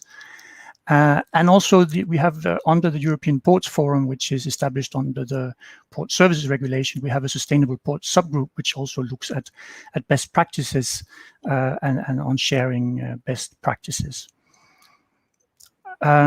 Just briefly on some of the investment instruments to support ports. My colleague already mentioned several of them, so I think I will just focus here on the Connecting Europe facility, the transport part. And what was rightly pointed out previously, the current CEF, which ends now, has focused a lot on the core ports. But I would like to say, though, that there have been projects in more than 100 ports. I think it's 119 in total during the last 7-year period in some 22 member states. So it reaches further than just the core ports. And the focus of the new Connection Europe facility will go more towards greening, and notably also the deployment of alternative fuels infrastructure and supporting this. And there will be a window for alternative fuels infrastructure, so it's a different window than the one that Andrea just mentioned on renewable energy. And for that will also be very relevant for comprehensive ports to apply under this for support for renewable energy and for onshore power supply. One of the projects that we have supported now here under the current CEF is called EELING, and it's a joint project with many ports, notably around the Mediterranean. It's led by Valencia port, but I think there are 16 ports altogether, and they aim to establish exactly this kind of framework which will help the ports roll out onshore power supply, a little bit like the project which was mentioned in the previous session on hydrogen vessels. And the aim is that this will lead to concrete results and concrete works then which could be supported under the next CEF. And I think that many other ports can also benefit from this sort of framework and this sort of work together. The rest of the financing instruments I think are well known. Just to sum up, I think there are many challenges and for ports in the future to contribute to the greening and to decarbonization, but there are also lots of opportunities. And again, as one of the interlocutors said, I think it's important that there's no one size fits all. Also for the small and medium sized ports, that they should try to find their niche and focus on where they can start and on concrete actions for them.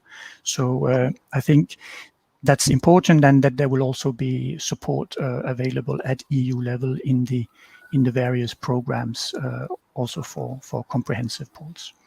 Thank you very much. I think that's what I was saying from me. Thank you, Jorgen. I have a quick question for you in chat. Do you know when a first call of Connecting European Facilities Transport will be announced? Yes, not exact dates, but it will be announced after the summer.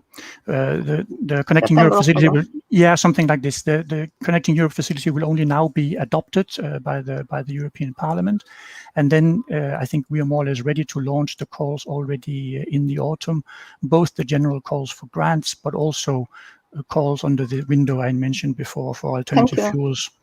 So there will be possibilities. Thank you particularly for the ideas and information on several instruments.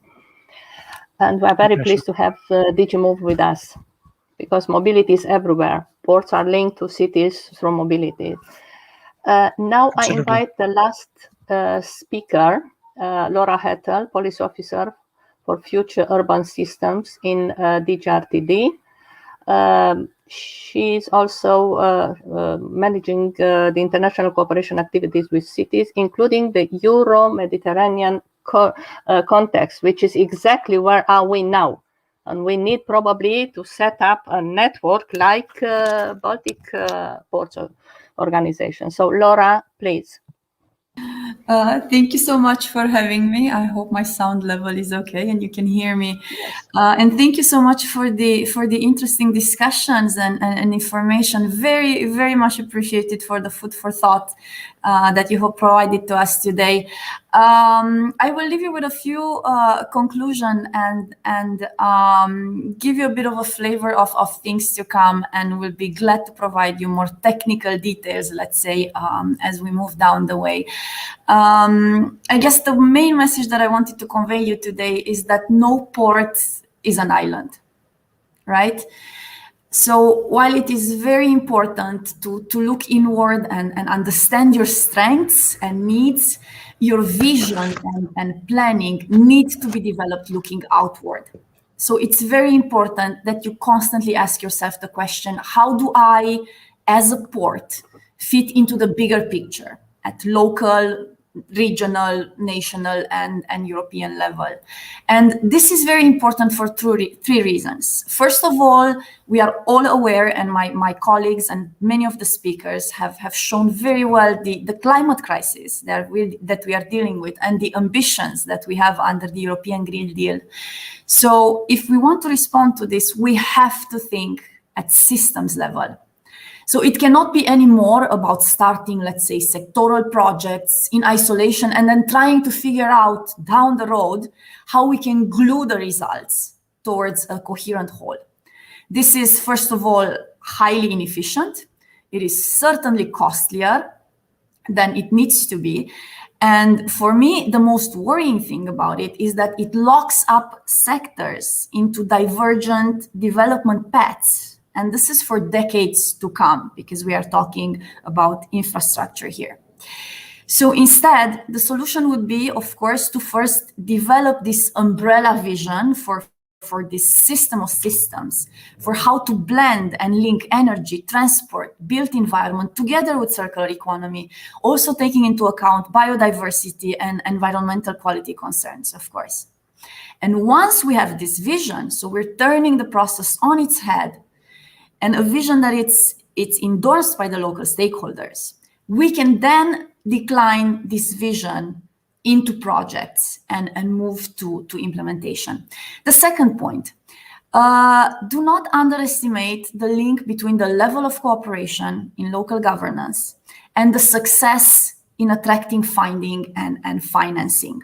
And I know many of you mentioned this as a concern, how complicated the financing landscape is and how competitive it is at the same time.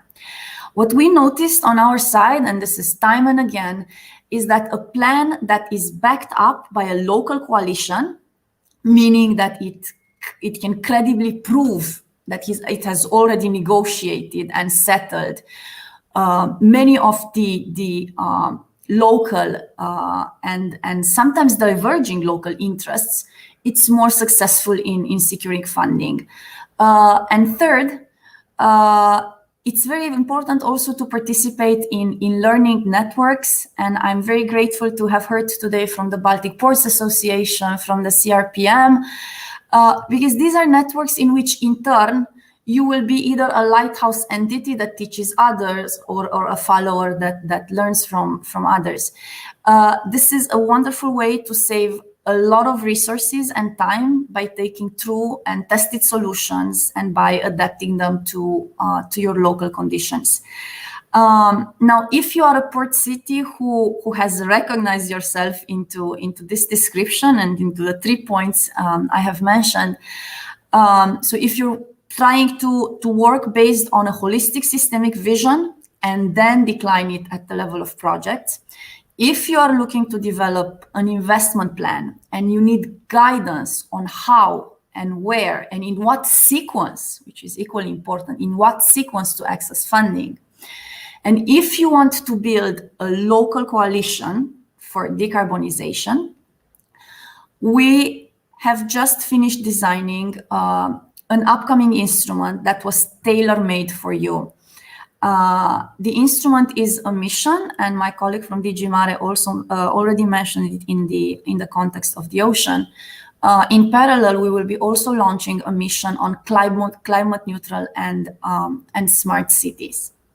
This is an initiative that we will launch in late September, starting with a call of expression of interest, where the cities, led by their mayors, but also supported by a local coalition of businesses, research and academia, the civil society, and of course the citizen, will submit their local action plan.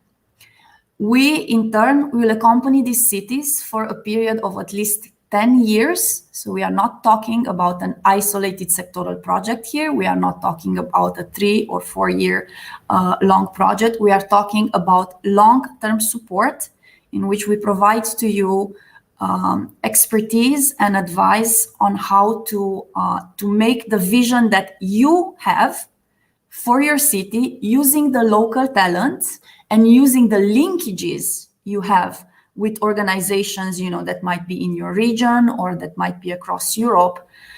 I have to say that we tested the appetite, let's say, the need for this mission in 12 European cities, and one of those cities is the city of Espoo. We tested the model with the citizens, and it was very positively received, especially as it concerns the idea that you empower those who are the problem owners to come up with their own ideas, right? The mission would be absolutely and completely a bottom-up initiative in which you decide the pathway that you want to choose towards decarbonization. Thank you so much, and I look forward to receiving your question and possibly having you as a city participating in the mission. Yeah, thank you, Laura. I was just thinking that Aveiro, as a city port, with the port together, will make a fantastic case study because they are advanced and they are already collaborating, but the local-based energy solution is the key here, and they have very good, let's say, start in the journey towards this mission city. So we'll talk about this after the event. I will introduce you to my colleagues from Aveiro. So thank you, everybody, for this rich presentation and ideas exchange. We have probably 5 minutes before the closure for Q&A. So I will probably have the question for the practitioners regarding this network of small and medium ports. So we've realized that we need, to bring this community together. I'm talking about we, the researchers and the experts in the field. Particularly that examples of lack of engagement in Horizon 2020 and now Horizon Europe project will come. What will be the advice, for instance, from CPMR, from Espoo, from Bogdan, from Baltic Ports Organization, because the north of Europe is definitely very well prepared for this journey. The south of Europe has the source of energy, local-based solutions. But what will be the advice? How to set up this network? Is one of your organizations ready to incorporate this cluster? Or so, Bogdan, what would you suggest about our network, which is setting up, let's say, being birthed today, as of today? From tomorrow, we'll see how we go further. So just to be clear, you're asking about how to create the platform of smaller ports around Europe, all Europe. Yeah, the reason being, Bogdan, we already have different organizations. Yeah, we have ESPO, we have CPMR, yeah, very useful for port cities. But you also have experience on your organizations, yeah? So what will be, should we be a cluster in, because this network will work on decarbonization, yeah, implementing Green Deal and the pathway, yeah, up, let's say up to 2030, identifying solutions, implementing them, learning by doing mainly. So please. Yeah, I have to say that, as I said, within our organization, we do have a network of smaller ports. We call it a comprehensive ports working group. And simply the reason to establish that was that those ports are having different challenges, different agenda, different problems. So it's hard for them, for example, to speak at the events with big ports, because big ports are big and smaller ports. No, it's small and medium ports only. Big ports, yes, they know what to do. They have solutions. So I would say, if you ask me how to do that in European scale, and in a sense that would deal with decarbonization, well, probably it's not that easy. But if you show them that such network would give them the opportunity to share or to learn or to even maybe get together, and then maybe from this getting together this network would create an opportunity for new initiatives, new projects, maybe even financing. They would be interested, but you have to take into account that those ports are having small organizations and they are not willing to spend too much time for meetings, yes, traveling, etc. So you have to be very a virtual platform now. Yes, thank you. Very, very useful. Luca, what will be your advice? Quick advice. Do you think that CPMR can host this network, or Walter? After you, please. 1 minute. Actually, I was about to say the exact same thing as Bogdan said. Keeping in mind that people that are working in the ports, they're already doing their day-to-day job. Some of them are also involved in the activity led by ISPO, by Baltic Port Organization as well. And yeah, one thing would be to consider that they're already a full plate, and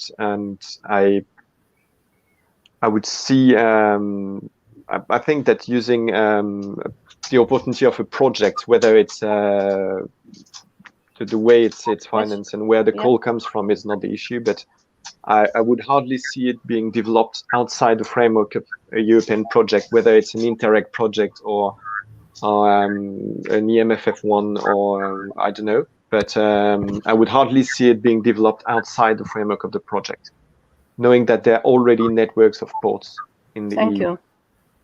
Useful. Walter, your organization is about seaports. What about inland ports? What do we do? You've heard about Danube Delta. We will work a lot on those ports. They're very dynamic, and we need in Europe, inland waterways. So what is your suggestion for this network of ports, please? Well, I would completely agree with you that these are very important players and important ports, and indeed inland waterways is an area where we would expect to see more attention coming from on the European level in general on the use and added value of inland waterways. But I wouldn't really want to speak too much on that topic, given that I'm sitting in the European Port House and we have the European Federation for Inland Ports just above us. So I think if you want some more detailed information on that, I would I see, defer to my colleague on that. We want to bring together small and medium ports, no matter if they are seaports or inland water. We don't want to separate them. You see, it's a totally different umbrella. But we'll talk about this after the event. Thank you very much. Thank you, the speakers, and particularly European Commission, for your time and the involvement in this event. So this helped us a lot, particularly with the information that we will share. So this concludes my this session 3, and I invite the CEO of Aveiro Port, Mrs. Fatima Alves, for the final conclusion of the entire webinar. Thank you very much. All the best.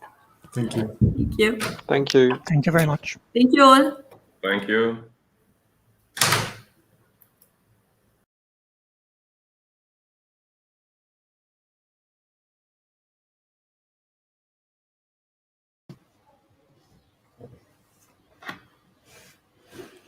Hello, congratulations to all. I'm very grateful with this great event. That we're indeed very interesting presentation and discussion. I think we can all agree on that. Amazing morning. This webinar was initiated as a result of the need we have realized when preparing the Port Net Zero proposal in the Green Deal calls. It showed the interest for decarbonization from different ports, associations, and other stakeholders. Several solutions and best practice were illustrated by large, medium, and small ports. Solutions had need to be further explored and learned from them. It was clear that the technology and tools are available now, but with different levels of market readiness, which certainly will allow ports during the upcoming years to make the desirable energy and digital transition.